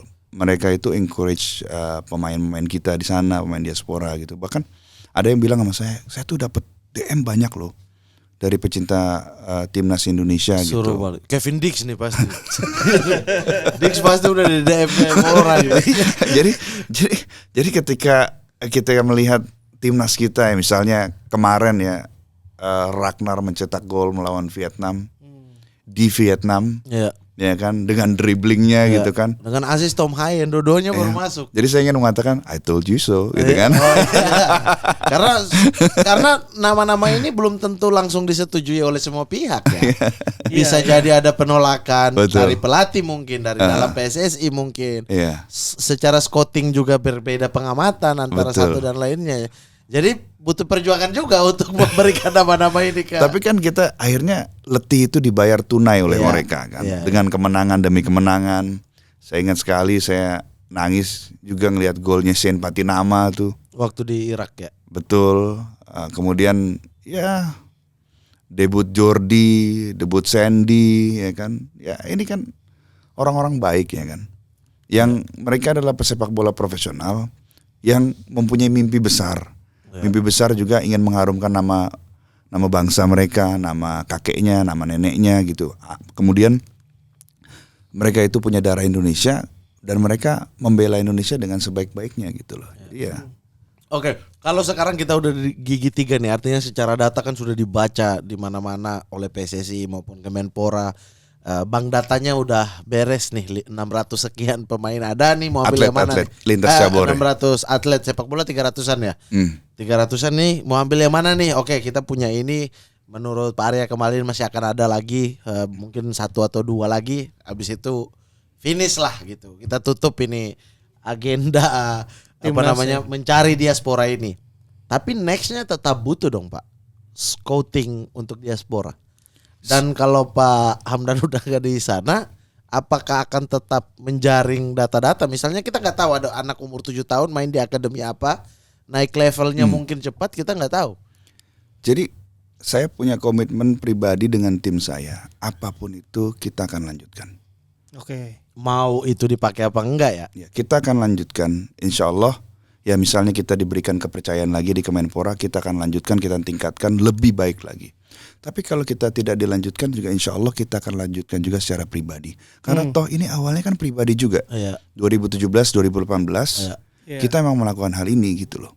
Kita akan melakukan ini karena cintanya kita terhadap sepak bola ini dan karena kita juga pengen juga mengetahui talenta kita tuh di mana aja gitu. Iya, iya. Jadi mungkin tidak bisa dibayangkan betapa bahagianya kita saat pemain yang kita sudah cari kulik 2 minggu ternyata mendapat kesempatan trial itu bahagia sekali. Walaupun misalnya ditolak, itu kita bahagia. Apalagi mereka debut. Ya. Bahagia sekali. Iya. Welber Jardim, Matthew Baker, Lucas Lee, nyarinya setengah mati bos. Iya. Karena umur segitu. Umur segitu. Dan di mana kita bisa mendapatkan video lebih dari 2 jam? Dia mainnya. Iya gitu, itu it's not easy gitu. I'm very proud. Maksudnya saya sangat bangga sekali dengan kerja keras yang dilakukan oleh tim saya terus terang gitu loh. dan juga kemurahan hatian para pelatih timnas untuk mencoba mereka gitu kan, memberikan kesempatan ke mereka. Karena bagi saya timnas itu cuma ada 2 kriterianya. Eligibilitas sama kualitas. Eligibilitas itu maksudnya apa? Oh, dia punya paspor Indonesia. Ya. Dia eligible. Umurnya pas. Dia pemain berusia 19 tahun yang akan berkompetisi di timnas U20. Oke. Kalau dia 21 tahun tidak bisa. Gendernya tepat. Ya kan? Ya, laki-laki ya main laki-laki. Eligibilitas, ya kan? Lalu kedua adalah kualitas. Is he good enough? Itu saja. Selain itu menurut saya identitas apalah inilah. Menurut saya itu sudah keluar dari konteks. Isinya bule semua. Lah kalau punya darah Indonesia. Iya. Ya kenapa enggak kan? Orang timnas Qatar mukanya Brasil semua, gak ada yang protes. Gak ada yang protes. Kalah terus lagi pasti Piala Dunia tuh. Kualifikasi lagi kalah nih, mampus itu. Terima karmanya kan, udah gak bisa suruh-suruh wasit. Pak suka ini gak sih Pak main FM Pak? Kalau saya soalnya dulu kalau di FM suka ada tuh pemain-pemain Indonesia lagi di luar gitu. Dipantau. Apa Bapak juga main FM juga Pak? Saya main FM terus terang, tapi saya masih ketinggalan tuh. Saya masih versi yang 2019 kalau nggak salah tuh. Oke. Jadi masih lumayan jauh tuh. Teman-teman komunitas FM beli yang terbaru buat. Tapi nggak usah sekarang, tunggu November Pak, udah keluar yang 2024. Jadi mungkin ya, saya akan coba kirim list data pemain di turun Indonesia ke FM, mungkin supaya pecinta FM jadi makin happy gitu ya. Katanya udah muncul yang di Udah muncul ya? Iya. Di Touch udah ada nama-nama yang terbaru. Nama kita aja udah ada di FM yang terbaru Pak. Scout. Anda di bukan wartawan. Media. Oke. Pelatih Josep Guardiola ditanyakan oleh Ripan dan Mamat. Yang benar ada. Waduh, itu di versi yang berapa tuh? Yang sekarang. Liga Indonesia ada. Liga Indonesia. Oh, aduh keren. Iya, pelatihnya ditanyakan oleh Sport 77. Ripan bertanya apa gitu. Udah ada sekarang. Saya dari pemain FM dari 2006 kaget maksudnya. Iya. Ini game, nama aku sekarang udah ada. Memainkan diri sendiri dia. Nanti promosi jadi manajer lagi. Oh, bantu tuh scouting lo. Iya, tapi scouting itu penting gak sih? Maksudnya agak menyedihkan ya negara sebesar ini yang justru butuh scouting yang banyak ya. Saya pikir banyak sekarang ya bermunculan akun-akun yang melakukan hal itu ya. Entah itu dalam kapasitas sebagai hobi ataupun mulai serius ataupun sangat serius gitu kan. Kalau hobi kita juga hobi, cari match-match kecil gitu-gitu. Wah, ini bagus nih gitu-gitu. Tapi kan untuk Juventus. Jadi saya pikir ini akan terus dilanjutkan dan akan mendapatkan traksi yang lebih menurut saya. Seiring dengan kemajuan timnas dengan hadirnya para pemain diaspora.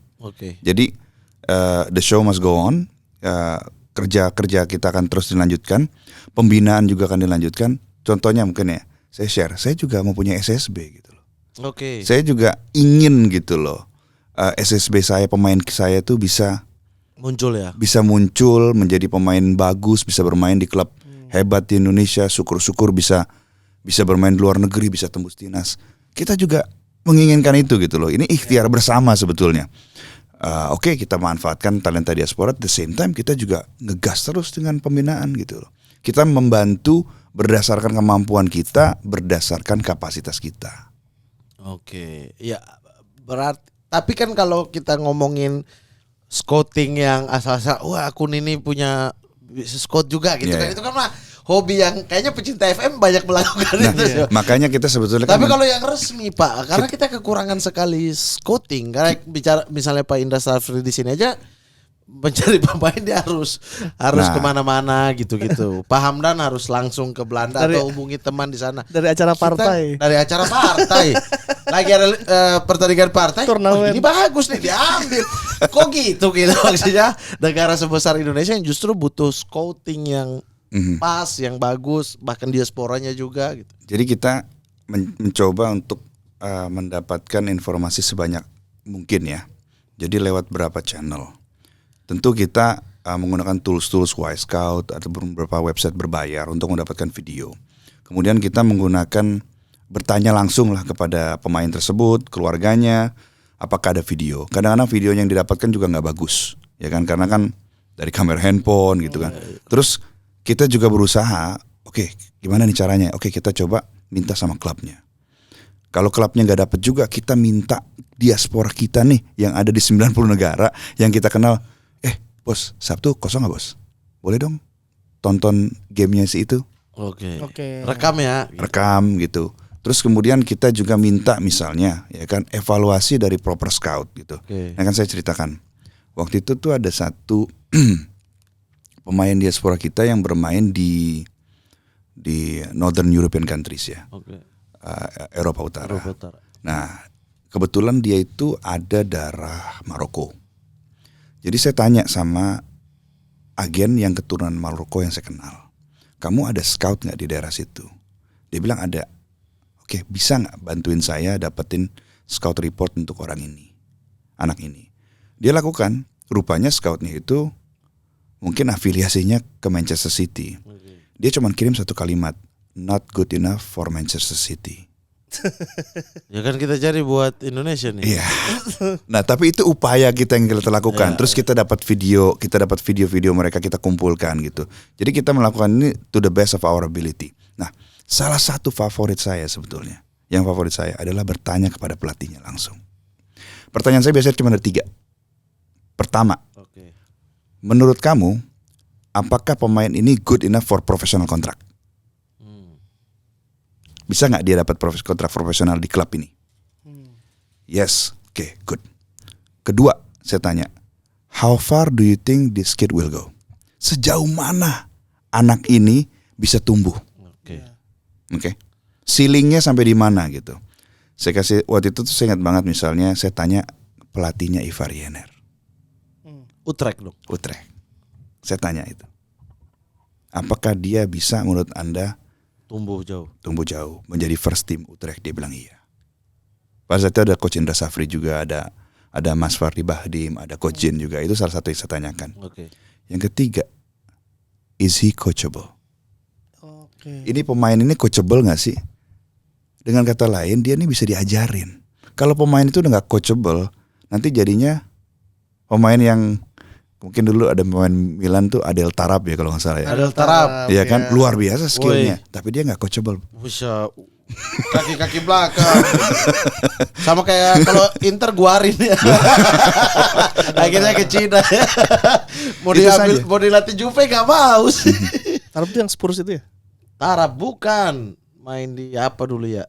Di Kan Liga skillnya luar Inggris biasa ya. kan. Skillnya Iya, bagus. tapi nggak bisa. Tapi dia nggak bisa di coach ya kan, dia kalau di lapangan dia berlaku bebas gitu kan, Oke. bermain sesuka hati gitu kan. Mungkin coachable itu juga berarti apakah dia itu ada masalah indisipliner sebetulnya, Iya. ya kan. Jadi pertama itu adalah career wise, ya kan. Is he do you think he's going to get a professional contract? Berarti kan pemain ini ya bakalan jadi profesional sampai umur 35 atau bahkan 40 tahun, jadi dia akan jadi pesepak bola gitu loh. Bukan tiba-tiba dia akan menghilang gitu kan. Itu yang pertama. Lalu kedua adalah saya mau mencoba mencari tahu ceilingnya dia tuh di mana gitu loh. Kira-kira tuh kalau di FM ada namanya potential ability kali ya. Iya. Berapa bintang nih? Iya. Kan ada bintangnya kalau misalnya ada 5 bintang, must buy at all cost gitu kan ya. Kira-kira ceilingnya sampai di mana sih, ya kan? Lalu yang ketiga adalah dia tuh secara mentally, ya kan, emotionally, is he benar-benar bisa taking order from coach? Karena kan pelatih kan pengen juga pemainnya menjadi sukses kan. Iya. Caranya gimana ya? Caranya di coach gitu kan. Dia bisa menjadi transformasi next level ya kalau dia coachable gitu. Iya. 3 pertanyaan itu yang saya akan selalu tanya, entah kepada pelatih utamanya ataupun kepada scout yang ada di tim itu gitu. Ya, kalau itu dia jawab udah bisa semua. Kalau dia bilang profesional kontrak, dia bisa main di Eredivisie, dia coachable, wah ini Sesuatu nih Mas. Permata ini ya. ini diamond gitu, ya kan? Iya, ya memang ya harus menjaring sebanyak-banyaknya ya. Betul. Yang pemainnya potensial gitu loh. Mau di dalam negeri maupun luar negeri kan. Betul. Artinya betul. Pak Hamdan juga tidak akan dengar omongan apapun di luar sana soal inilah itulah, intinya mencari sebanyak-banyaknya yang Tugas kita mendata saja. betul Ya kan? secara available lah buat timnas ini ke depan gitu kan. Oke. Sip. Saya cukup hari ini mendapat 2 SKS 2 SKS tapi kita tentang data. ini tes Tapi saya mau ambil apa Alex? sertifikat scouting. Saya mau scout. Ini Jadi nanti naik level dong di FM tuh. Iya. jadi scouting. Sudah. Ini Amat scouting. Oh iya, ini Jadi scout Juventus lagi ntar. scouting. ya, Tapi ada scouting. satu lagi tes yang belum kita lakukan di sini. Apa tuh? Scouting Ultimate Team. Coba kita pengen tahu Kita pengen tahu scoutingnya sejauh apa nih? di aplikasi 11 pemain ini. Betul. Siapa tahu mengolah data Excel jago. Tapi Ini- scoutingnya kita harus coba di Ultimate Oke. Team ya. Waduh. Oke. Kita mau suruh Pak Hamdan untuk menyusun 11 pemain Apa ya? yang enaknya Bisa Inter Milan sepanjang masa. Inter Milan sepanjang masa. Kita lihat scouting ya. Biar semua orang tahu, oh kualitas scoutingnya Pak Hamdan segini. Formasinya dulu. Ya, oke. Mau formasinya berapa? Oh nggak apa-apa ini juga. 4-3-3 ya. Oke. Oke. Penjaga gawang Inter terbaik Wah. sepanjang masa. Mungkin Zenga kali ya. Walter Zenga. Walter Zenga. Bukan Pagliuca ya? Ganteng sih. Tapi Zenga ya? saya mulai suka Inter dari zamannya beliau Zenga, lah. oke. Ya, dari zamannya juga Pagliuca dong bos. Siapa? Karini, Fabian Karini. Fabian Carini yang ditukar Cannavaro. Jebakan Batman tuh. Kiper ketiga ditukar sama Ballon d'Or. RB. Waduh. Right back. Cuman ada satu pilihan. Siapa? El Capitano, El Trattore, Wis. Javier Zanetti. Xavier Zanetti. Oke, ini Zanetti. Ini pemain yang bakal dihormati oleh sebuah klub sih. Iya, betul. Oke. Aduh. kiri. Back kiri. Asli kiri. Yong bisa Pak. Aduh, cuma ya Roberto Carlos mungkin ya. Roberto Carlos. ya kan, Roberto Carlos. Walaupun gagal di Inter ya. Ya. Mhm. 2 center back. Waduh, 2 center back. Banyak nih. Bergomi. Wah, zaman Mateus juga bisa center back Mateus kan. bisa Mateus center back. bisa. zaman 2010 Brazil Argentina tuh Samuel Lucio. Oh iya. Kayak tapi Mateus sih itu Lothar yang salah Matthäus satu yang ya. buat saya Lothar cinta. Matthäus.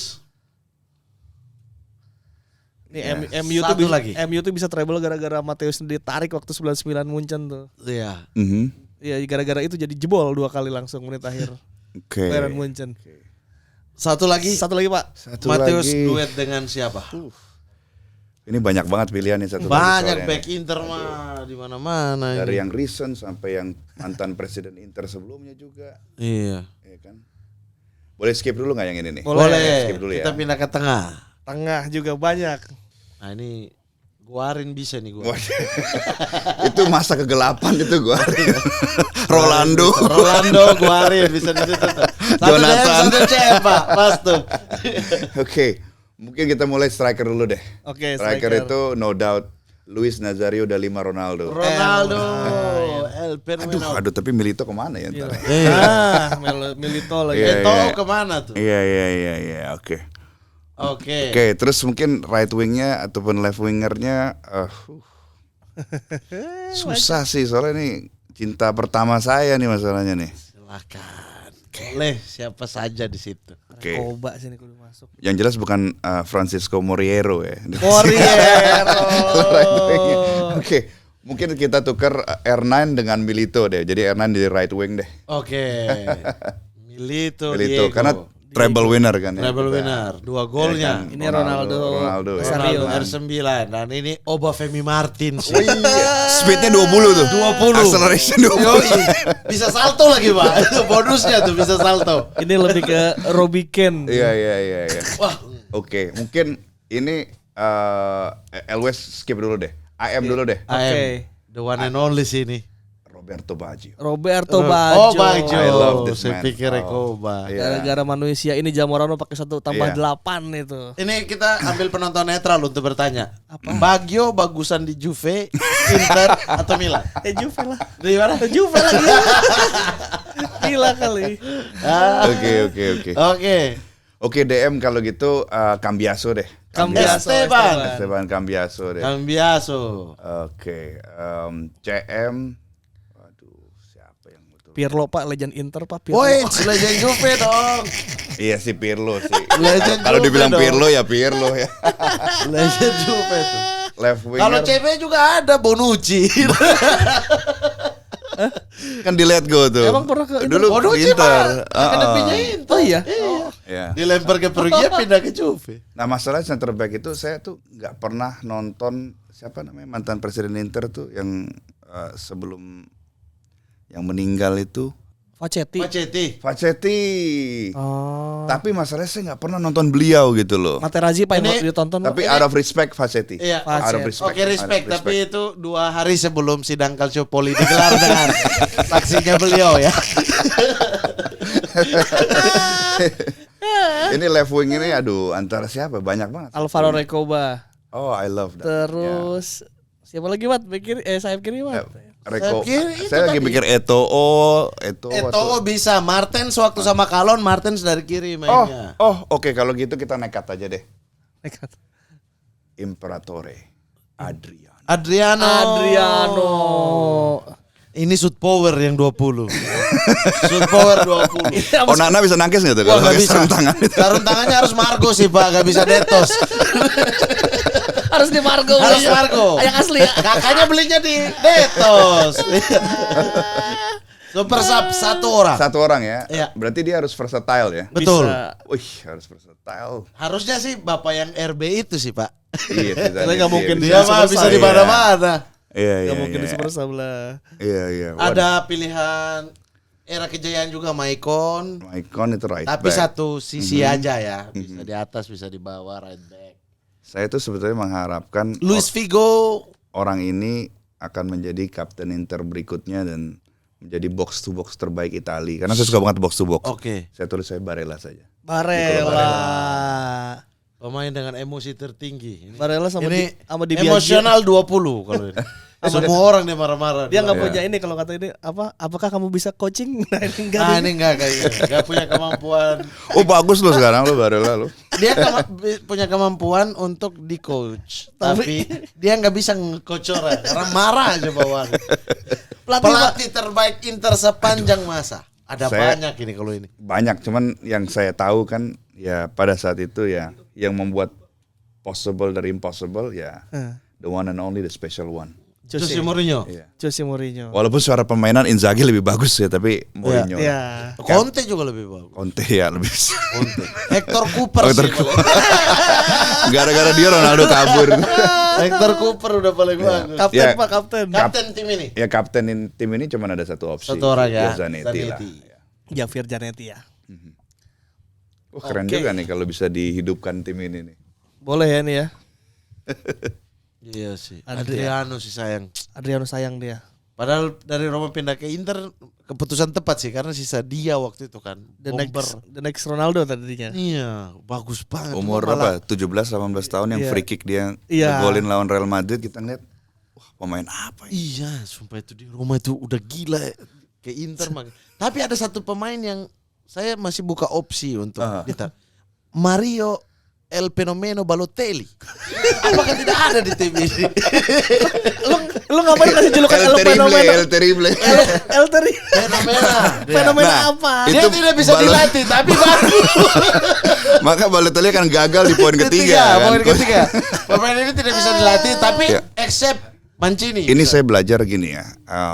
BP Marotta kan ya. Dia itu adalah master dari transfer kan. Betul. Jadi dia itu ada beberapa prinsip yang dia betul-betul fokuskan ketika membangun tim itu adalah mencegah pemain toksik Ya. di dalam tim. Dia ingin memastikan bahwa karena satu pemain toksik itu akan Merusak menyebar. seluruh tim. Ya, kita punya 3 pemain super baik gitu. Mungkin kalau di FM apa julukannya itu kayak apa ya? Model citizen Ya. atau apa ya? Mungkin Influence. ya, Dia tim leader. tim leader, Ya. model citizen, Ya. profesional ataupun apa gitu. Itu akan kalah dengan yang satu troublemaker ini gitu loh. Ya. Jadinya tim nggak fokus dan lain sebagainya. Makanya penting banget itu kan pada saat BP Marotta itu di Inter, Icardi itu di let go kan. Betul. Oke, Bahkan iya. dari zaman di Juve sih dia buang-buang yang Itu karena apa pelakor? siapa? Icardi gara-gara apa dibuang? Icardi karena gak bisa lihat yang ini. Yang tetangga. Coba kita bandingkan Icardi dengan Lautaro Martinez kan. Iya. Ya kan Oh, ketika iya. negotiation kontrak itu kan kita digantungin kan. Betul. 3 Karena bulan, manajernya sih sebenarnya. 6 bulan dengan Wanda. Wanda. Drama Wanda Betul. Icardi ini kan jadi off the fieldnya lebih rame daripada on the fieldnya kan. Iya. Padahal kita kan mau nonton bola, bukan telenovela, ya kan. Itu sih menurut saya. Jadi Iya. key banget tuh coachability itu tuh super duper important. Itu juga yang salah satu isu Cancelo kenapa dibuang dari Juventus walaupun bagus. Iya. Dia Ada isu bahwa ini satu pemain bisa merusak seluruh tim gitu. Padahal bagus, talentanya bagus banget. Ya terbukti di City juga nggak Dibuang bertahan juga, ya. lama, di Munchen juga nggak lama. Sekarang udah di Liga Arab. Kita lihat kan karirnya Balotelli kan, Iya. bisa wasted opportunities. Padahal kalau mungkin kita lihat talenta dia umur 18 tahun, 19 tahun, Inter kan menang tuh treble kan, Iya. ada Balotelli kan, terus tiba-tiba dia di let go kan ke Manchester City kan, karena itu bahwa Inter pun punya pandangan, nih pemain ini juga akan mentok dengan sendirinya gitu loh, kalau tidak memiliki work ethic yang tepat. dan bener. Iya. Coba- Tapi hanya Mancini yang bisa pegang dia. Sisa dari itu enggak ada. Coba kita lihat pemain seperti Javier Zanetti, ya kan, work ethicnya bagaimana, Cambiaso, mungkin Del sekarang Piero dong. Del Piero tentunya kan ya. Kalau Juventus saya pikir juga banyak pemain yang sifatnya amazing work ethic kan, Vino alla Finale kan, itu Vino alla fine. Villa alla Fine itu kan berarti kan you fight until the end kan. Iya. Itu nggak mungkin kalau pemainnya itu Malas-malasan. malas-malasan, nggak punya fighting spirit, nggak punya work ethic yang bagus, itu nggak mungkin gitu loh. Makanya menurut saya tantangan terberat Inter ya adalah akan selalu yang namanya Juventus. Iya. Walaupun insya Allah Inter Scudetto lagi. Tidak Ya. mungkin. Hafal Thiago Motta Tidak lagi, Thiago Motta. mungkin. Itu kan legend nih, treble. Ah. Thiago Motta itu tinggal diaktifasi itu nanti. Weh. Kami punya agen taruh di Inter namanya Antonio Conte. Inter juara kan setelah sekian lama. Nah Thiago Motta juga agen Inter ditaruh Juve juara. Cocok loginya gitu. Cocok loh. Oke, inilah dia ultimate team dari Pak Hamdan. Hamdan. Pak, kita juga sudah menyediakan 2 orang sobat sporty Ini untuk menelpon langsung. Waduh. bertanya langsung interaktif kepada Pak Hamdan. Silakan yang pertama ada siapa di sana? Halo, siapa? Halo, dengan siapa? Halo Bang Muhammad, Coach Rifan, Pak Hamdan. Halo. Dengan Zaki di Nganjuk, Jawa Timur. Oke, passwordnya. Podcast 77, podcast terbaik se-Indonesia. Bagus. Afirmasi ya berarti ya. Bagus. Silakan Pak Zaki. Silakan. Langsung. Pertanyaan buat Ya. Pak Hamdan. Ini terkait kemarin kan Malaysia gagal menaturalisasi pemain grade A. Dan katanya supporter Malaysia itu meminta federasinya untuk belajar kepada Indonesia. Nah, pertanyaan saya, Pak Hamdan, tolong dong bagikan tips bagaimana cara meyakinkan pemain grade A untuk mau bergabung di timnas Indonesia.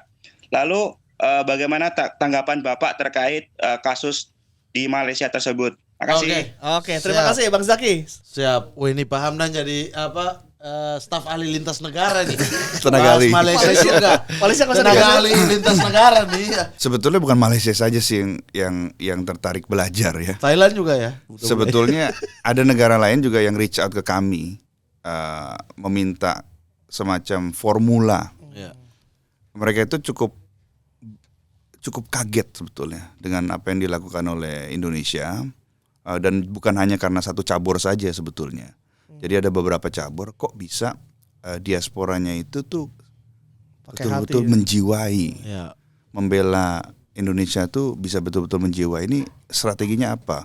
Formulasinya apa? Kebetulan saya pikir waktu itu 3 bulan yang lalu saya diajak meeting juga. Lalu saya jelaskan. Pertama adalah dari data yang akurat, Ya. bahwa memang mereka keturunan. Ya, Kalau darahnya mereka memang keturunan, Indonesia. gitu. Jadi memang data itu sangat penting, ya kan? Data itu is the new gold kan. Data Betul. itu adalah emas baru. Betul. Jadi kita Tolong di semua kementerian ya data.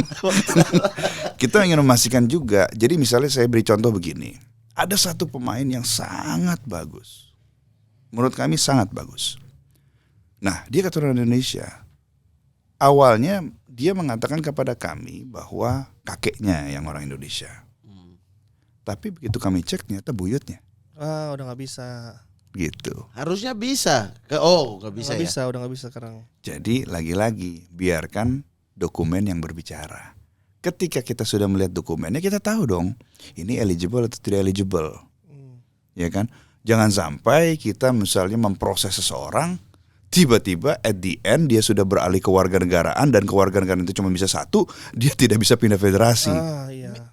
Misalnya dalam kasus seperti itu ya Pak, dia ternyata dari buyutnya, dia tidak, dia belum pernah bermain untuk timnas manapun di dunia ini. Dia udah lewat 21, ada darah ataupun dia nggak ada darah sama sekali, tiba-tiba menjadi warga negara Indonesia. Boleh nggak dia juga terdaftar di federasi sebagai pemain timnas? Kalau dia tidak pernah membela negara apapun kan ada jalur 5 tahun berturut-turut itu. Pakai yang 5 tahun. Berdasarkan FIFA ya. Iya. Iya. Dia menjadi dimasukkan gitu ya. Karena dia pernah tinggal 5 tahun berturut-turut di suatu negara. Sorry, kemarin naturalisasi Malaysia yang main di Piala Asia itu dari mana sebenarnya? Nggak tahu. Inggris kayaknya. Nah makanya keturunan. Nah makanya kan seperti yang tadi kita bahas kan, eligibility-nya seperti apa, tidak boleh lebih main dari ini. Terus juga itu kan kalau yang sudah bermain di level Sudah senior bermain di ya. level junior ya. Tapi kan kalau soalnya untuk naturalisasi seperti itu kan syaratnya kan. Dia punya darah sampai ke kakek ya kan. Nah, kalau di kita juga ada Permenpora nomor 10 tahun 2023 di mana misalnya dia harus punya darah Indonesia atau ikatan Indonesia, kedua dia itu berusia 18 sampai 30 tahun. Ya. Jadi dia itu masih prime. Bukan dia sudah lewat peaknya gitu. Karena ini kan kita mau untuk satu angkatan timnas lah. Betul. Misalnya kita lihat kemarin Mes dan Rangers itu usianya 23 tahun. Kalau Piala Asia 2027 berarti mereka usianya baru 26 tahun. Iya. Lagi gacor-gacornya tuh. Lagi enak. Messi tuh masih punya kesempatan untuk masuk timnas Belanda loh, Pak. Iya makanya bahkan kan orang Belandanya kan gitu. Kalau sabar dikit nih masuk Belanda nih gitu ya. Masih punya kesempatan itu gitu. Artinya dia masih 23 tahun bermain konsisten di 20 European League. Harus masuk Ajax dulu katanya atau tim Misal besar, ya. di tahun depan Ajax sekarang skuadnya kayak gitu, bisa aja dia cari back baru dan itu ambil Rugani. Siapa tahu dia pilih, kan dia suka pemain muda juga kan, ambil Mes. Dia masih punya lah kesempatan tapi dia memilih untuk bela Indonesia. Ya. udah lewat 21 tahun juga kan. Jadi kalau udah main buat kita ya sudah gitu. Itu yang kompetitif berarti di. Oh ya harus turunkan Dan saya pikir kalau saya bilang ya kan menaturalisasi pemain seperti Messi Girls itu bukan main di AFF dong. Bukan. Itu levelnya sudah Piala Asia bahkan dunia. Ya. Itu kan jelas kan itu statement kan, itu statement karena kan itu kan kalau di AFF kan nggak recognize FIFA kan. Gimana ngelepasnya dari klub?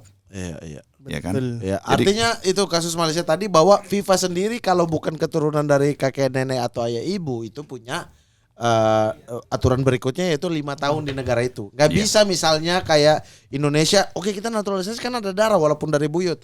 Nah masuk di sini akan walaupun dia nggak pernah main untuk timnas manapun, tetap FIFA akan ngecek itu kan. Betul, akan dicek. Pakai yang 5 tahun paling. Datanya akan dicek berarti kan. Oh iya betul. Berarti FIFA juga harus tahu dong oh ini kakek neneknya ini memang orang Indonesia. Nah kalau misalnya kalau memang kan udah justifikasi kan kewarganegaraan itu kan selesai di tataran negara kan. Pergantian kewarganegaraan kan. Iya, artinya iya pergantian kemana? Itu selesai kan karena itu bodo amat tuh, itu terserah aturan negara kan. Iya kan tidak bisa mencampur di situ. Nah, kemudian pada saat submissionnya menurut saya pasti akan disertakan dokumen-dokumen bahwa kakeknya itu lahir di sini, di sini. Ini bukti otentik. Betul. Kemudian ini sekarang dia sudah berganti kewarganegaraan dan lain sebagainya gitu kan. Nah, itu kan pada saat proses pindah federasi itu kan disubmit kan. Nah, itu. Nah, mungkin saya tidak tahu jelas tapi menurut saya agak aneh sih kalau soalnya apa mereka tuh sudah memulai atau belum memulai sih sebetulnya? Siapa? Malaysia itu sebetulnya. Malaysia itu pemain yang kemarin itu dia udah pindah ke warganegaraan. Nah itu kan agak aneh ya, karena sebelumnya harusnya sudah selesai. Yang begini-begini kan. Yang begini-begini sudah paling di level checking. Udah checking lah. Checking administrasinya tuh udah. Ini kalau udah oke baru naturalisasi kan. Betul, pindah warga negara. Betul. Tapi ya udah pindah lagi tadi ke Malaysia. Nah iya karena itu yang ditakutkan oleh ini kalau seandainya semua bisa pindah warga negara otomatis pindah federasi jatuhnya bisa jadi jual beli kewarganegaraan kan. Yang tadi dibahas. Iya, kalau seandainya otomatis nih, yang penting dia udah kewarganegaraan belum pernah main di timnas manapun, otomatis federasinya juga bisa terdaftar. Itu nanti jadi ya kayak Qatar lah. Oke, next. Ada siapa nih? Halo. Next. Oh, halo. Halo, siapa? Martin Paes. Wih, maksudnya namanya Martin Paes. Kalau di situ Villanova ya? Emang Martin Paes Villanova. Oh, ini Pak Oh, RT ini Pak Sobat RT. Sporty. Iya, grup WA-nya Sobat Sporty ya. Oh ya. Pak RT itu banyak yang nanya masuk Sobat Sporty grup gimana kata caranya? Langsung password. Hah? Enggak dulu ini pertanyaannya. Belum password. Belum. Ini ditanya. Ini Pak RT. Bagaimana caranya? Orang lagi nanya mau masuk WA-nya Sobat Sport itu gimana sih caranya? Itu gimana Pak RT? Kalau di ART. Caranya ya masuk aja lah. Ya udah langsung password deh. Iya, password. Emosi nih. Saya emosian orangnya. Apa passwordnya? Podcast terbaik di negeri ini. Podcast. Iya, podcast. Bisa nggak kita satu aja yang tadi ini nggak usah digugurin Pak RT, aja bisa? Pak RT, coba itu jersey Famos lihat belakangnya namanya siapa? Hah? Belakangnya namanya Jersey siapa itu, coba? jersey. Famos. Belakangnya nomor punggung. Nomor punggungnya. Balik, coba balik. Masih kosong. Oh, belum dinamain. Belum dinamain ya. Namain aja tuh. Apa tuh? Villanova. Apa? Villanova. Ya, gampang lah nanti lah. Oke. Ya, mau nanya apa buat Pak Hamdan? Buat Pak Hamdan nih, bagaimana menanggapi pejabat-pejabat yang tiba-tiba jadi paham sepak bola, komentarin perihal naturalisasi. Ya, itu aja lah. Oke. Terima kasih. Oke, itu aja. Bagus banget untuk jadi pertanyaan penutup ya. Sip, thank you. Saya tadi tidak secara vulgar, Anda vulgar. Nah, saya mewakili Bang Mama. Oke, bagus. Terima kasih Martin Paes. Siap. Dia Oke. Ah, Bagaimana menanggapi banyak sekali pejabat-pejabat atau orang-orang yang tiba-tiba paham sepak bola? Mhm. Ya. Jadi terkait naturalisasi ini menurut saya hal yang sudah selesai ketika dia itu sudah disumpah. Karena apa? Ketika dia sudah disumpah, dengan kata lain dia menginginkan untuk menjadi warga negara Indonesia, dan juga proses itu sudah selesai karena dia telah disetujui oleh sebegitu banyak pejabat di Republik ini. Karena dari mulai Kemenpora setuju, dari mulai federasi setuju, dari mulai Kemenpora setuju, Kemenkumham setuju, BIN setuju, DPR Perwakilan Rakyat, Komisi 3, Komisi 10, Sidang Paripurna setuju. Kemudian Presiden Republik Indonesia setuju. Jadi secara proses sudah lengkap dan sudah menunjukkan bahwa hal ini sudah menjadi suatu keputusan bersama. Oke. Hal itu sudah selesai menurut saya. Artinya ketika dia sudah memakai seragam udah selesai lah. Betul, Dia karena udah bisa pindah federasi juga. Naturalisasi itu cuma proses kan. Iya. Endingnya itu KTP. Ketika seorang itu sudah punya KTP ataupun warga negara Indonesia, dia bersamaan dalam hukum dan pemerintahan. Iya. iya. Tidak bisa dia dibeda-bedakan kan. Oh ini warga negara naturalisasi dapat vaksinnya belakangan. Kan nggak bisa begitu juga Iya, kan. iya, iya, iya. Ataupun mendapatkan bansosnya belakangan gitu kan. Nggak bisa seperti itu kan. Dia bersamaan dalam hukum dan pemerintahan. Jadi menurut saya hal itu sudah selesai. Tuh. Artinya udah biarin aja lah ya. Dan juga kan yang dilakukan ini oleh mereka itu sebetulnya kan mempertahankan keindonesiaan orang Indonesia. Yang dari kakek neneknya atau Betul. ibu bapaknya ya. Bukan mengindonesiakan orang asing. Oke. Ya kan? Seperti yang saya jelaskan tadi tuh, ketika seseorang yang kasusnya yang forced migration, dia kan berarti kan akamsi yang dicabut kan. Iya, iya. Dia dulu akamsi dicabut secara paksa dia Iya. ke negara lain. Nah sekarang cucunya mau kembali. Iya. Adilkah kita menolak? Pantaskah kita menolak? Itu sih. Oke, ya. Kalau masalah paspor dan lain sebagainya masih ada dua. Tanya aja di imigrasi Belanda nanti. Pergi di Belanda, Amsterdam nanya. Mereka udah balikin paspor. Daripada nanya di sini bikin ribut ya. Udah secara federasi dia udah berpindah, secara eligibility di FIFA udah oke. Selesai ya. Selesai. Kita nonton saja. Iya, bisa urat bangun. Nah, urat bangun bahasa nggak boleh pulang. Saya juga mengatakan begini karena ada beberapa yang bertanya kepada saya, kok saya baca di sosmed seperti ini, kok hal ini belum selesai gitu loh, para pemain ya, 1-2 gitu. Oke, saya sampaikan kepada mereka bahwa ya kita hidup di dunia yang memang demokratis gitu. Sorry, ini pemain yang Pemain bertanya. bertanya. Oke. Ini kan demokratis, seseorang boleh menyampaikan pendapatnya, ya kan. Tapi ketahuilah bahwa bangsa ini, negara ini sudah memandang Anda sebagai anaknya sendiri, Ya. warga negaranya sendiri. Kalaupun ada saudara-saudara kita yang memandang sebelah mata, maka buktikan dengan prestasimu, Ya. dengan gol-golmu. Dengan menyanyikan lagu Indonesia Raya. Betul, dengan asismu, Ya. dengan kecintaanmu terhadap Republik ini, dengan karyamu, Dan yang dengan belum menikah dengan menikah. Hapner kemarin datang sini bilang, boleh aku mau sama cewek. DM aja. Iya, balik dari sini cedera kan. Gara-gara lu nih jadi cedera Hamner nih. gitu loh, dengan tangkisan penaltimu, dengan asismu, dengan golmu, dengan kerja kerasmu di lapangan. Biarkan saja orang di luar Iya. ngomong apa ya, karena semua punya hak ya untuk berpendapat juga. Jangan justru karena ini sesama kitanya yang saling Kita aja saling sesama fans membenci. Inter Milan aja ada yang debat mengenai kita kalah lawan Manchester City di final gitu. Betul. Fakta kita sampai di final aja udah alhamdulillah Betul. sebenarnya. Ada fans Inter yang dukung Presiden Zhang, ada yang enggak. Itu udah fakta. Karena presidennya sudah tidak kelihatan di Itali. Kapan Suning menjual klub ini? Makanya punya keluarga kayak Juventus.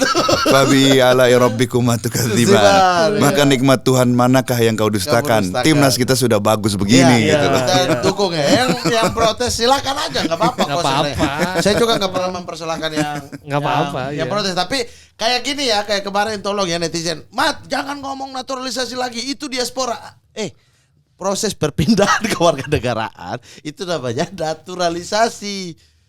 Paham tidak sih? Mereka seolah-olah saya yang merendahkan ini. Iya, iya. Enggak, namanya proses pengambilan sumpah itu namanya naturalisasi karena warga negara dia sebelumnya adalah warga negara negara lain. Iya. Pindah ke Indonesia itu namanya naturalisasi, bukan merendahkan dia atau membeda-bedakan. Ini proses tolol memang. Halo, Oke. ini menarik banget. Terima kasih Pak Hamdan. Seru sekali. Seru Terima banget. kasih. Siap. Kita ada hadiah sebelum pulang. Wah, terima Kita kasih. udah scouting Pak Hamdan juga. Kita udah scouting. Nah, ini hasil scouting kita. Waduh, Iya. suatu kehormatan ini. Apa nih? Iya, kita baca dulu. 100 Hamdan Hamedan scouting. Respect. Thank you. Rambut on point 100. Rambut Diaspora Indonesia. Motivasi di atas bintang. Di atas langit. Karena Jika IG-nya kau jatuh maka kau akan jatuh di antara Iya, bintang. di IG juga banyak motivasi-motivasi. Iya, IG-nya iya. Pak Hamdan. Bermimpi lah. Staff ahli, ini lebih ke tenaga ahli ya. Tenaga ahli. Iya. Tenaga ahli sama staff ahli beda. Tolong ya Ojos ya produser Gimana sih? yang bikin Iya. ini. Staff ahli sama tenaga ahli itu beda. Kemenpora dia yang bikin ini orang yang Bukan bikin. tuh. Dan juga Penulis. penulis. Oke. Silakan Pak ditandatangan Pak. Wah, terima kasih nih, suatu kehormatan ini. Ini PA-nya berapa nih? Potential ability-nya? 100 Pak. 100. Udah ada. Udah. 100.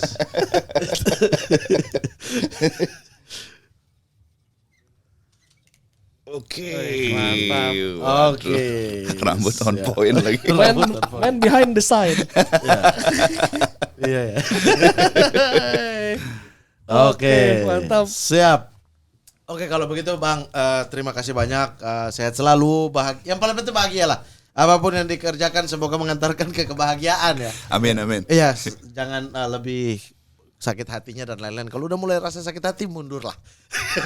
Karena paling penting di dunia ini adalah kebahagiaan dan Slow, kesehatan. slow Pak Hamdan slow. Slow aman. Kalau memang sebagai tenaga ahli kurang butuh tambahan tenaga, kami siap untuk jadi tenaganya tenaga ahli. Scouting. Pijit, tenaganya tenaga ahli. Tenaganya tenaga Nanti kita ahli. kasih formnya jadi abang dan coach Iya. bisa tulis. Tenaganya tenaga ahli. Jadi kita yang dikasih tenaga tambahan, pijit. Mau dipikir mau disuruh bikin administrasi, Excel aja nggak bisa. Oke, terima kasih banyak. Yang penting udah main-main ke sini Pak. Jangan kapok-kapok main ke sini ya. Kalau bukan saya Muhammad Al-Qadiri pamit. Saya Ripan Pradipta pamit. Berikan tepuk tangan sekali lagi untuk the one and only Baba Hamdan Hamedan. Podcast 77 Ceretan kisah seru Aplik dari berbagai sudut Teman setia sobat sporty